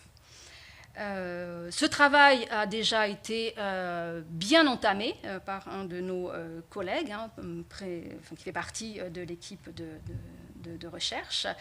Et dans les mois à venir, cette collecte sera analysée, confrontée avec les données de terrain. Et une réflexion aussi sera menée sur son archivage numérique, qui est loin d'être évident. La fouille archéologique consiste aussi, donc pour le cas de la forteresse de Jublain, en l'analyse stratigraphique du bâti. C'est le travail de base de l'archéologue. Et ce travail d'analyse, de relevé donc stratigraphique du bâti, se fait à l'aide de ce qu'on appelle des levées photogrammétriques. Donc on fait appel à des méthodes technologiques les plus modernes, puisque aujourd'hui on ne sollicite plus d'architectes archéologues pour faire un relevé manuel, pierre à pierre, bloc à bloc, bloc après bloc, des édifices, enfin, du bâti ancien. D'autant que là, on a quand même des linéaires de maçonnerie, ce qui serait donc extrêmement chronophage. Donc, on fait appel à des levées photogrammétriques qui consistent à prendre une série de photos superposées du monument et de les convertir en un modèle 3D. Ces vues photogrammétriques sont obtenues par drone ou prises à hauteur d'homme ou à l'aide d'une perche. Donc, elles sont une aide au relevé du bâti qui consiste, quant à lui, à mettre en évidence toutes les caractéristiques de la construction, à savoir les modes de construction du monument, repérer les césures dues au chantier et à son évolution, que ce soit des césures verticales ou horizontales, puisqu'il faut bien savoir qu'un tel monument, de telle maçonnerie remarquables, sont construites bout par bout. L'enceinte extérieure, par exemple, est construite par sections de quelques mètres qui sont raboutées les unes aux autres, selon l'évolution du chantier.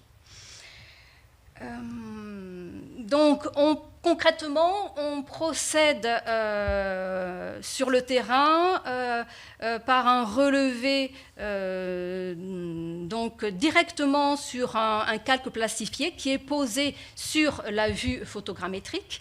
Donc, il nous donne l'élévation complète des maçonneries.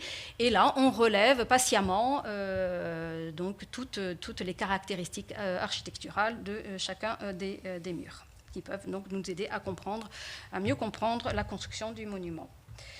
Pour l'heure, 2 campagnes d'une semaine ont été réalisées en 2023, en présence des chercheurs de la ville de Laval, de l'université de Nantes et du responsable d'opération du département. L'archéologie, c'est aussi l'archéologie sédimentaire, que peut-être le grand public connaît un peu mieux. C'est donc la fouille à proprement parler à l'aide de truelles de niveau sédimentaire. Et alors, ce n'est pas l'essentiel de la prescription d'état sur ce monument, la pression scientifique.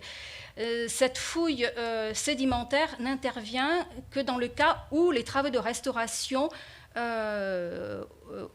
interviendrait dans le sous-sol au niveau des fondations du monument. C'est une phase qui n'intervient que dans le cadre d'une tranche conditionnelle. Elle n'est pas systématique dans le cadre de cette fouille préventive.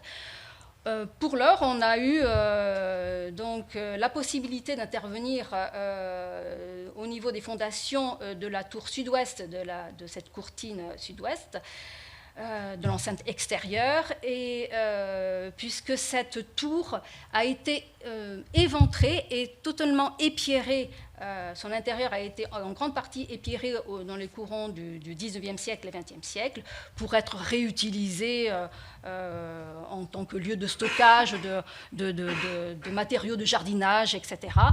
Et cette tour n'a pas vocation à rester ouverte. D'ailleurs, sa maçonnerie s'abîme, se dégrade très rapidement en raison donc de cette ouverture qui n'a pas lieu d'être, qui n'existait pas dans l'Antiquité. Donc, cette tour va être refermée, sa maçonnerie va être refermée, et ça explique donc la raison pour laquelle nous sommes intervenus à la base donc, de ces fondations.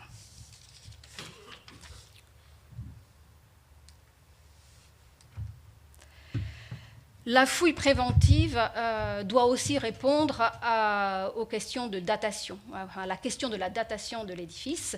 Et là, on fait appel à plusieurs méthodes. En premier lieu, à des méthodes archéométriques.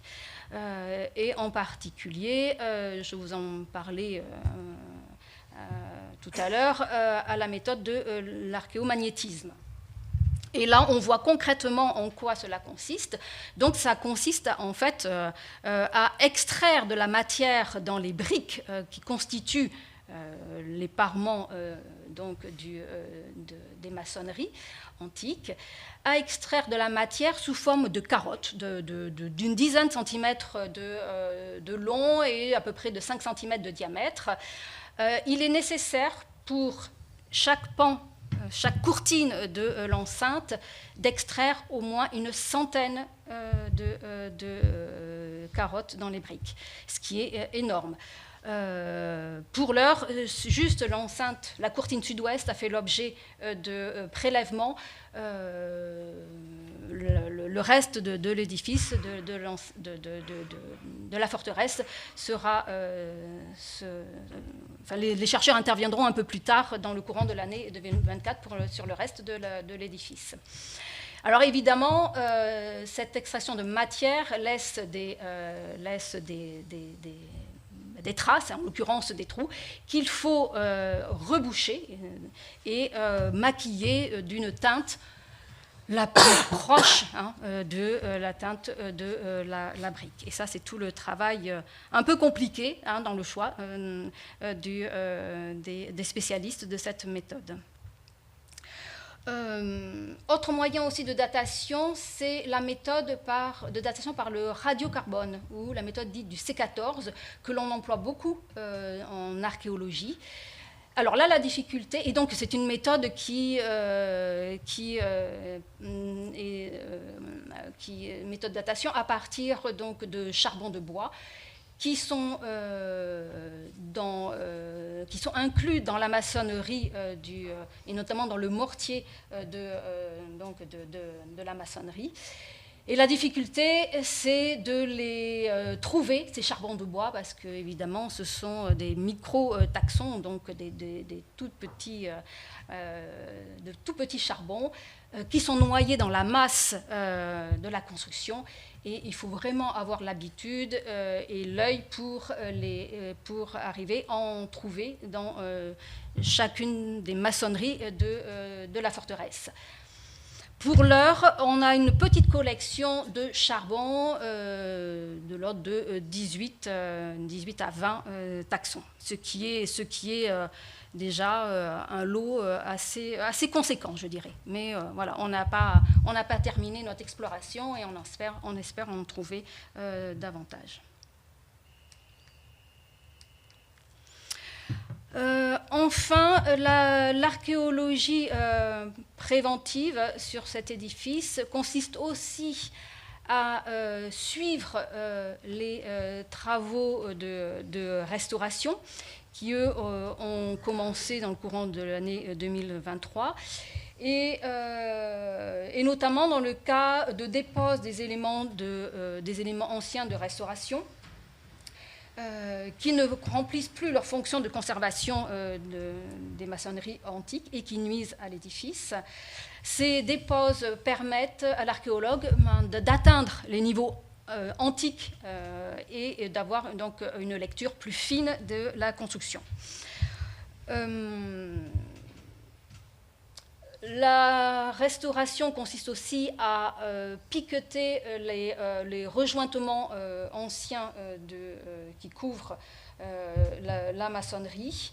Et cette restauration, ou cette dérestauration, donc en amont de la restauration à proprement parler, se fait en parallèle d'une phase dite expérimentale, dont je vous parlais aussi tout à l'heure, et qui permet de discuter tous les points de restauration en fonction de la nature des dégradations de chaque pan du monument, pan de construction du monument. Et dans le cadre de cette phase expérimentale, de nombreuses questions se posent à l'archéologue, mais aussi donc, aux maîtres d'œuvre dans le cadre de la restauration. C'est à savoir quel mortier utiliser pour les nouveaux rejointements, la couleur de ces mortiers, quelle forme donner au glacis pour un ruissellement efficace des eaux, parce qu'évidemment l'essentiel, hein, c'est d'éviter que l'eau s'infiltre à l'intérieur de la maçonnerie et ne détruise la maçonnerie de l'intérieur. Quel profil aussi donner des maçonneries à remonter.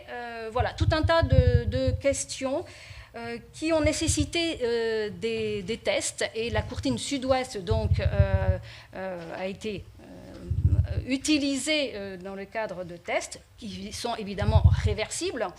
Mais bon, voilà, vous avez quelques photos de tests sur la nature, quel type de mortier utiliser, quelle couleur en fonction des parements, en fonction des pans de construction, donc quelle couleur donner à ces mortiers, quel niveau de recouvrement donc doit-on adopter pour les parements de ces maçonneries. Voilà, donc tout un tas de questionnements qui font l'objet d'échanges avec l'ensemble des partenaires, car, je vous le rappelle, ce vestige est à la fois un vestige, enfin ce monument est à la fois un vestige archéologique et un monument classé au titre des monuments historiques. Et la forteresse est un édifice pour lequel toute intervention a lieu sous le contrôle de la conservation régionale des monuments historiques et du service régional d'archéologie des Pays de la Loire. Je vous remercie. Merci pour rebondir sur l'intervention de Cécile Doulan et précisément sur les choses qu'elle évoque en conclusion. Peut-être vous faire réagir sur la difficulté dans nos domaines de concilier la conservation-restauration de monuments ou d'objets et leurs usages actuels, qu'on parle de lieux patrimoniaux ou touristiques comme peut l'être la forteresse, puisque c'est un monument qui jouxte le musée archéologique départemental, ou qu'on parle d'usages plus fonctionnels dans le monde des archives ou des bibliothèques. Donc est-ce que vous avez envie de réagir sur ces notions-là qui sont parfois pas incompatibles, mais difficilement envisageables, puisqu'il faut forcément privilégier ou la conservation parfois, ou l'usage actuel, ou la fonction actuelle d'un lieu ou d'un élément.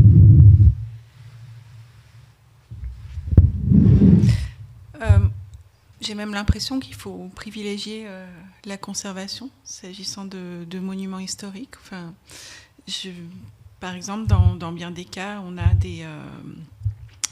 des aménagements à l'accessibilité au titre du monument historique, quelque chose qui pose question. Parfois, on renonce à des performances thermiques de grande ambition parce qu'on a une menuiserie d'époque. Donc, j'ai tendance à dire que l'on s'adapte, mais on peut s'adapter. Enfin, le subir uniquement en disant ça peut s'entendre, hein, ah là là, qu'est-ce que c'est pénible, ben non. Faire cohabiter justement les nouveaux usages, les publics et le patrimoine, c'est se réinventer nos pratiques aussi, essayer de s'adapter. Dans le domaine des archives, j'aurais moins l'impression que les questions de conservation et de public s'opposent. Il faut dire aussi que depuis les années 90, grâce à la numérisation, on a pu trouver un moyen qui concilie accès à l'information et réduction, voire suppression de manipulation des documents.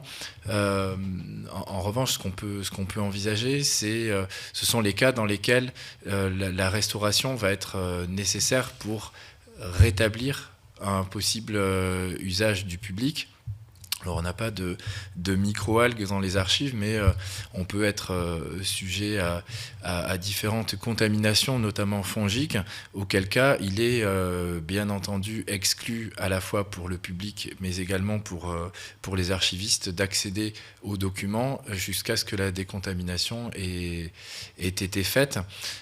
Sur la restauration proprement dite, hein, c'est une pratique qui reste rare dans les archives, qu'on va peut-être réserver aux cas dans lesquels le document doit être exposé, auquel cas là on peut y voir une forme de contradiction ou de tension avec l'accessibilité au public, mais ce sera essentiellement la numérisation qui va nous permettre de contourner cette difficulté.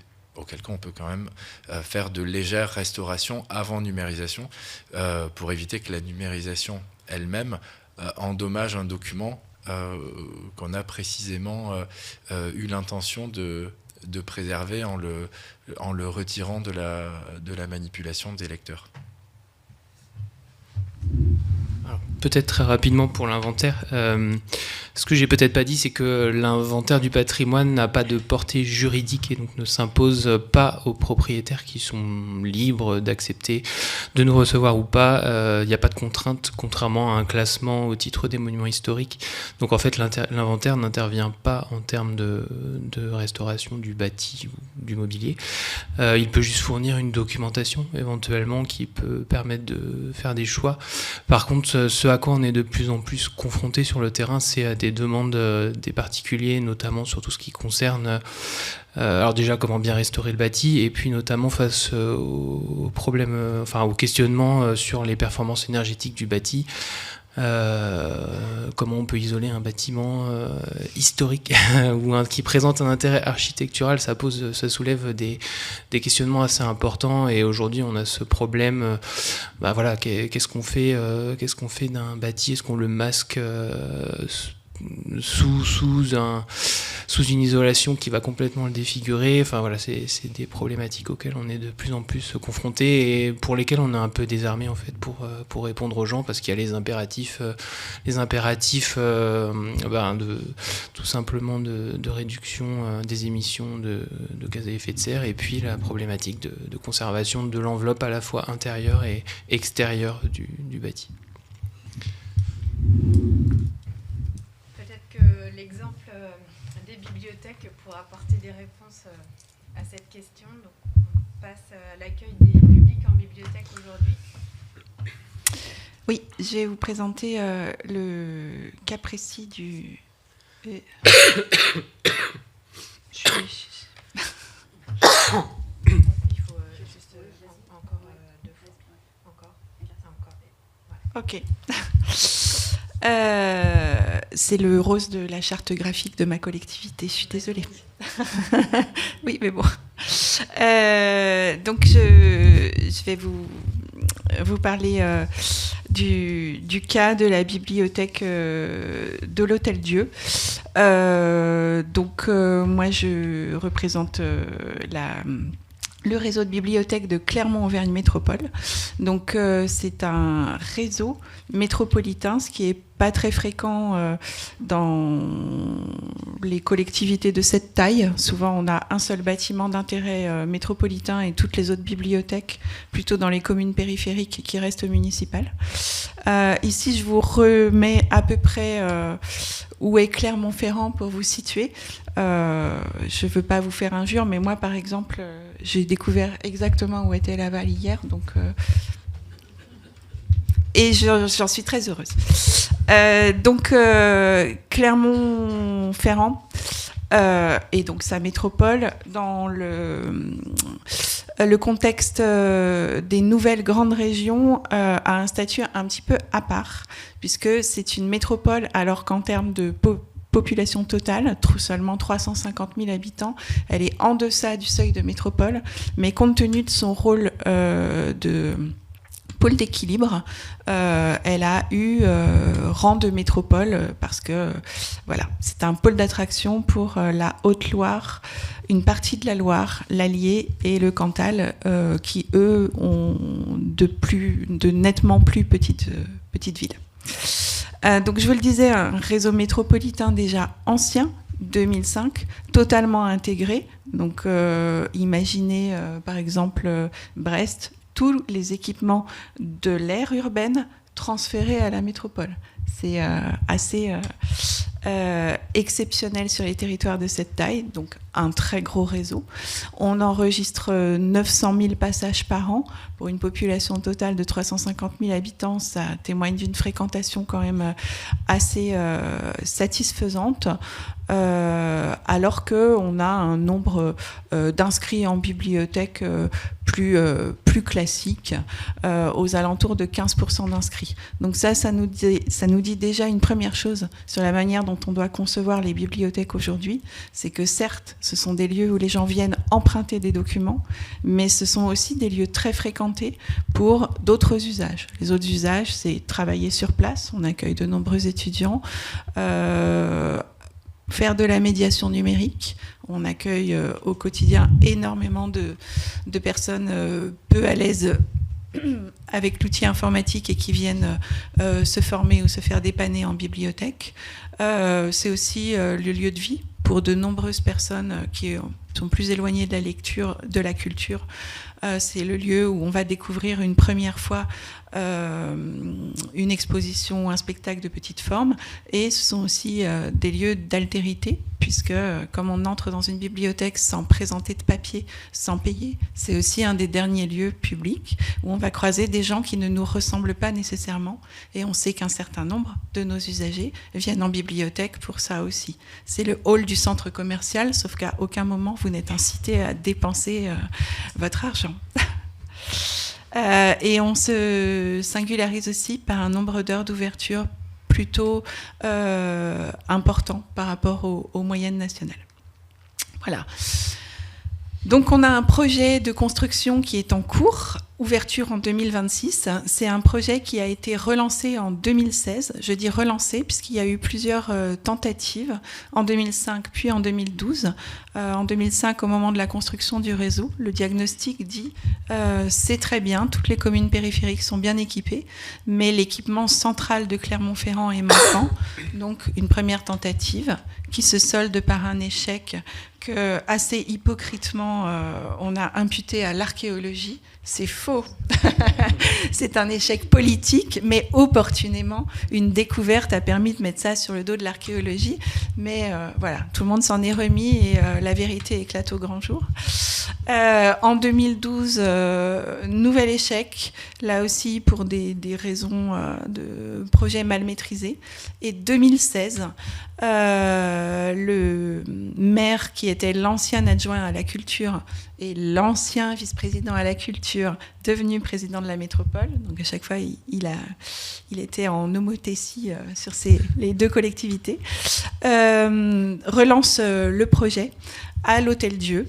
Donc l'Hôtel-Dieu, c'était un vaste périmètre foncier que l'ARS souhaitait vendre à tout prix pour pouvoir réaliser le départ de l'ancien CHU vers de nouveaux bâtiments. Donc il y avait un vrai enjeu pour le CHU à vendre bien, d'où le classement par la CRMH d'un certain nombre de bâtiments en urgence en 2003-2004 pour justement vérifier qu'on ne rase pas tout ce périmètre bâti au XVIIIe siècle en centre-ville de Clermont-Ferrand pour en faire de la promotion privée. Et donc, l'affaire se conclut et malgré le classement des bâtiments les plus anciens aux monuments historiques, des promoteurs se déclarent intéressés pour faire des résidences personnes âgées, des locaux plus administratifs. En revanche, le bâtiment, dont vous voyez une partie sur la photo, intéresse peu parce qu'il est assez classique de l'architecture hospitalière du XVIIIe siècle. Il est en U, avec des ailes donc plus longues que larges. Il n'est pas très facile à aménager. Il comporte encore beaucoup d'entrée très patrimoniale. Je vais y revenir. Donc là, la seule réponse pour que l'opération foncière se fasse, l'enjeu, c'est quand même que la population de toute l'ancienne Auvergne ait accès à un CHU digne de ce nom. Donc la collectivité décide d'acheter ce bâtiment, qui n'est pas beaucoup plus commode à aménager en médiathèque qu'en immeuble de bureau, mais à un moment, il faut savoir prendre ses responsabilités, permettre le développement d'un service dont les habitants ont besoin, ne pas laisser une dent creuse architecturale en centre-ville. Et finalement, on se dit « Ah, mais ça fait très longtemps qu'on cherche à construire une bibliothèque en centre-ville. » Donc c'est parti pour la bibliothèque. Nous, en tant que bibliothécaires, on préfère très nettement les bâtiments de plein pied, avec le moins de poteaux possible, et bien sûr, strictement carré. Donc ce n'est pas un bâtiment sans contrainte pour construire une bibliothèque. Ici, je vous remets des éléments du programme. Donc un programme qui a été écrit indépendamment de la contrainte. Ce qu'on cherche aujourd'hui pour une bibliothèque, c'est beaucoup d'espaces hybrides et transformables, une bonne place du numérique, une circulation fluide pour les publics, une circulation simple aussi pour les publics, puisque ça peut paraître paradoxal, mais on a beaucoup de publics qui sont peu à l'aise avec l'écrit. Ils viennent en bibliothèque justement pour toutes les fonctions sociales, toutes les fonctions de médiation, mais ils lisent pas très bien. On a aussi besoin, parce qu'on compte déménager dans ce programme la bibliothèque du patrimoine, de stocker dans de bonnes conditions ces documents, donc des conditions identiques aux contraintes de conservation des archives. Et bien sûr, puisqu'il s'agira d'une bibliothèque de lecture publique et patrimoniale, d'avoir une étanchéité entre la circulation des documents patrimoniaux et la circulation des documents de lecture publique. Et cerise sur le gâteau, parce qu'on cherche toujours à limiter les émissions et à avoir des bâtiments les moins impactants possibles, la collectivité souhaitait que la construction soit certifiée HQE. Donc je vous donne un peu à voir du bâtiment et de ses contraintes, celles du moins qui font l'objet de l'inscription. Donc on a de nombreuses salles voûtées. Là, déjà, on voit qu'on part pour plusieurs années de négociations avec la CRMH pour implanter les ascenseurs, puisque c'est un bâtiment, un ERP sur entre le rez-de-jardin et le deuxième étage sur 3 niveaux. Donc, comment mettons des ascenseurs dans ces conditions, sans casser les voûtes ? Des bâtiments, des éléments architecturaux très marqués. Donc on voit l'escalier d'honneur qui était dans la cour d'honneur, un très bel escalier. Et puis une salle plus douteuse qui s'appelle la salle du Prat. C'est du faux vieux, hein. Je ne sais pas si vous voyez là d'où vous êtes, mais c'est typique du pastiche des années 50. Mais comme c'est emblématique dans la représentation du bâtiment, il faut conserver et restaurer cette salle. Voilà, on a des éléments mobiliers, des ferronneries, des œuvres peintes sur plâtre. Donc là aussi, pendant les travaux, l'œuvre peinte sur plâtre, c'est un peu un challenge à conserver et préserver. Et on doit se distancier des façades de 5 mètres. Pour tenir le programme, il nous faut construire au centre de la cour. Donc il y a eu un petit travail d'acrobate pour les architectes lauréats du concours, pour construire un bâtiment au centre qui ne touche pas le bâtiment existant, mais qui soit quand même relié de manière efficiente au bâtiment ancien. Et bien sûr, en dessous, nous sommes à Clermont-Ferrand, une ville bâtie sur des caves. On a des caves qui sont visées par l'inscription, puisque le souterrain est soumis au même traitement que l'aérien. Donc des caves à préserver. Et cerise sur le gâteau, des menuiseries datent de la construction du bâtiment, et certains vitrages aussi sont encore donc à conserver, à réimplanter sur place. Finalement, c'est l'agence d'architecture londonienne Stanton Williams, associée à des architectes clermontois qui réussissent la quadrature du cercle à non seulement répondre à toutes ces contraintes, donc réimplanter tout ce qui est patrimonial, nous proposer une construction neuve qui est certifiée HQE, et c'est le cas puisqu'on a la certification en phase conception, et répondre à nos besoins programmatiques. Donc ça passe par de nombreuses négociations avec la CRMH. Là, je vous montre un peu plus du projet. Sur les implantations d'ascenseurs, on va plutôt les faire coller à la façade extérieure en ouvrant par l'intérieur. On peut quand même discuter à chaque fois sur les performances thermiques, comment on va protéger les fenêtres à menuiserie et vitrage ancien et les renforcer pour avoir quand même des performances. Donc on est sur des réponses pas à pas. Et pour le moment, donc là on a des visuels, notamment sur ce qui nous posait le plus de difficultés, la liaison entre le bâtiment ancien et le bâtiment neuf. L'astuce, ce sont des passerelles avec des ouvertures qu'on a le droit de creuser dans des fenêtres existantes. Et ça, merci les architectes du patrimoine, merci l'inventaire, merci à tous. Ils ont fait la preuve avec force recherche qu'autrefois, au moment de la construction du bâtiment, certaines de ce qu'on croyait être des fenêtres étaient en réalité des portes qui relayaient la ville. Donc, si l'usage était celui-là, on a le droit de remettre. Et c'est comme ça qu'on s'en sort. Bon, là, c'est un exemple, mais à chaque fois, les architectes ont réussi à dialoguer, faire dialoguer les préceptes actuels de la conservation des monuments historiques, les archives anciennes et les contraintes du programme. Et finalement, ce que je tire comme enseignement de cet épisode, c'est que c'est bien d'avoir un architecte qui dessine bien, mais c'est encore mieux d'avoir un architecte qui est aussi un bon communicant. Et même chose côté CRMH. Si on s'en sort avec ce lot de contraintes aujourd'hui en étant en phase travaux avec un programme respecté, c'est aussi parce que tout le monde a bien voulu jouer le jeu de la concertation et de l'écoute des besoins des uns et des autres. Donc là-dessus, on a été servi par un grand nombre d'acteurs qui voulaient que le projet se fasse. Et ici, quand même, les publics, c'est un vrai sujet sur notre réseau. On conçoit beaucoup plus de services que par le passé en lien avec les publics. Donc, je vous parlais de cette salle très kitsch, et vous voyez sur l'image la plus à droite pour vous, on voit le bas d'un tableau dont vous pouvez deviner qu'il est assez discutable du point de vue des proportions, mais il est visé par l'inscription aussi. Il faut garder ce tableau. Et ça se trouve dans l'espace jeunesse.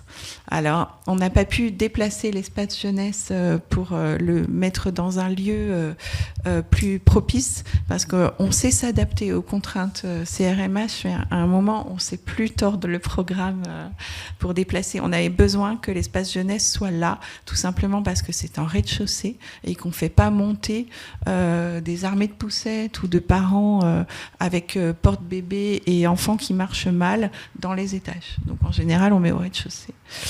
Et difficulté sur cet espace très très chargé, très marqué, surtout pour nous adultes. Donc là, on a construit un atelier avec les enfants pour les faire réagir à cette salle et imaginer la manière dont ils l'aménageraient dans leur future bibliothèque. Et grosse surprise, mais c'est parce qu'on est adulte, on ne comprend pas. Les enfants sont beaucoup moins choqués que les adultes par cette salle, parce qu'eux, ils sont à 1 mètre, donc ils voient juste ce qui leur évoque Harry Potter, une sorte de médiéval réinventé. Ça leur a beaucoup plu. Et au passage, ils ont aménagé la salle. À quoi s'est plié l'architecte en charge du mobilier. De la même manière, pour des choses plus très grand public, donc moins ciblées sur un public, on a des ateliers de sensibilisation pour justement les préparer à cette bibliothèque qui sera un peu différente des pratiques de bibliothèque 100% neuve. Donc en leur présentant le bâtiment sur des axes ludiques et en étant sur des recherches de consensus. C'est-à-dire, c'est quoi votre bibliothèque idéale? Ça a été l'objet d'une de nos séances de concertation avec les habitants, et sans surprise, pour 50% des participants, on avait plusieurs centaines de personnes, la bibliothèque idéale, elle a beaucoup de livres et elle est très silencieuse. Et pour les 50% autres, dans la bibliothèque idéale, il y a beaucoup d'espaces de médiation, d'action culturelle, et on peut faire tout le bruit qu'on veut. Donc on est vraiment sur de la recherche de consensus, et c'est là où finalement on peut jouer de la contrainte. C'est qu'on a une aile bien plus patrimoniale que les autres, bien plus préservée, très 18e pour le coup, dans laquelle on va mettre plutôt les espaces silence, parce qu'on peut peu l'aménager. Donc des salles de travail, quand les salles plus flexibles, plus mobiles pourront répondre aux besoins des 50% d'autres. On a aussi fait, ici j'ai mis le lien, mais je ne savais pas que je ne pourrais pas cliquer dessus, c'est un collectage des mémoires des habitants. Donc on savait que ce bâtiment, il était très approprié par la population, et avant de le transformer aussi radicalement, alors, on le reconnaîtra bien, mais tous les gens ont gardé en tête leur hospitalisation à l'Hôtel-Dieu. Donc ça va quand même un petit peu changer. On leur a proposé un collectage de leur mémoire, et ça, c'était très important pour eux comme pour nous de garder la trace de tous leurs souvenirs. Voilà. Et en interne, toujours de la co-construction, on associe l'ensemble des équipes qui vont déménager dans ce bâtiment sur les aménagements et la manière dont on va s'adapter. Vous voyez ici, c'est une planche de travail. À chaque fois, on fait ressortir les matériaux, les finitions et les éléments patrimoniaux qui embelliront le lieu, mais aussi sont une contrainte à prendre en compte. Voilà. Merci beaucoup. Je pense que cet exemple conclut bien la table ronde, parce qu'il montre vraiment que c'est tout à fait possible d'aménager un bâtiment patrimonial et de le faire évoluer vers autre chose. Là, on passe d'une fonction hospitalière à une fonction culturelle, bibliothèque, et on a tous d'autres exemples en tête, hein, les grands projets sur Hôtel-Dieu de Lyon, Dijon, Besançon. On a un projet aussi, l'hôpital Saint-Julien à Laval, qui est aussi un autre type de projet, mais qui prouve que tous ces projets-là sont possibles. Et je crois que ces projets-là, ils nous amènent tout simplement à réfléchir autrement, en fait, en prenant en compte ces contraintes, etc. Et que souvent, ils créent de la cohésion autour d'un projet qui parfois, il sublime aussi le bâti ancien, je trouve en tout cas. Donc voilà, merci pour cet exemple très encourageant. Est-ce que vous voulez réagir sur ces notions de...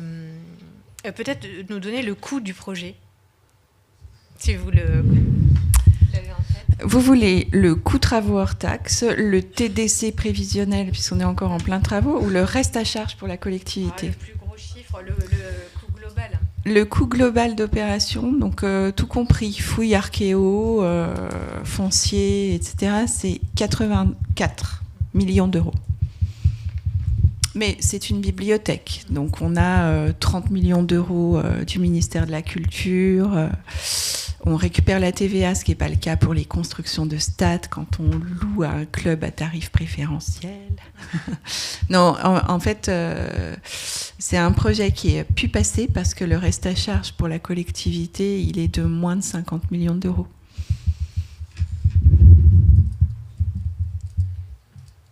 On ne dira jamais assez que les bibliothèques sont les projets les mieux subventionnés. Est-ce qu'il y a peut-être des questions dans la salle ou des choses sur lesquelles vous souhaitez interroger un des intervenants ou réagir tout simplement?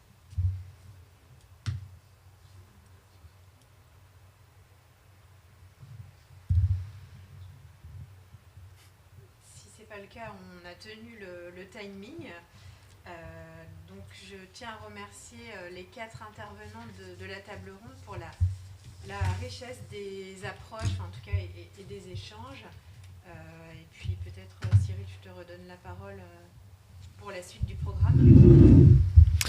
Alors la suite du programme, c'est à 12h15, donc le temps de redescendre, et on sera dans les temps pour rejoindre donc le président du conseil départemental, Olivier Richefou, qui va procéder avec Étienne Barzac, qui représente la DRAC Pays de la Loire, donc à la fois au dévoilement de la plaque du label Architecture contemporaine remarquable et à l'inauguration de l'exposition L'archiviste entre mémoire et oubli.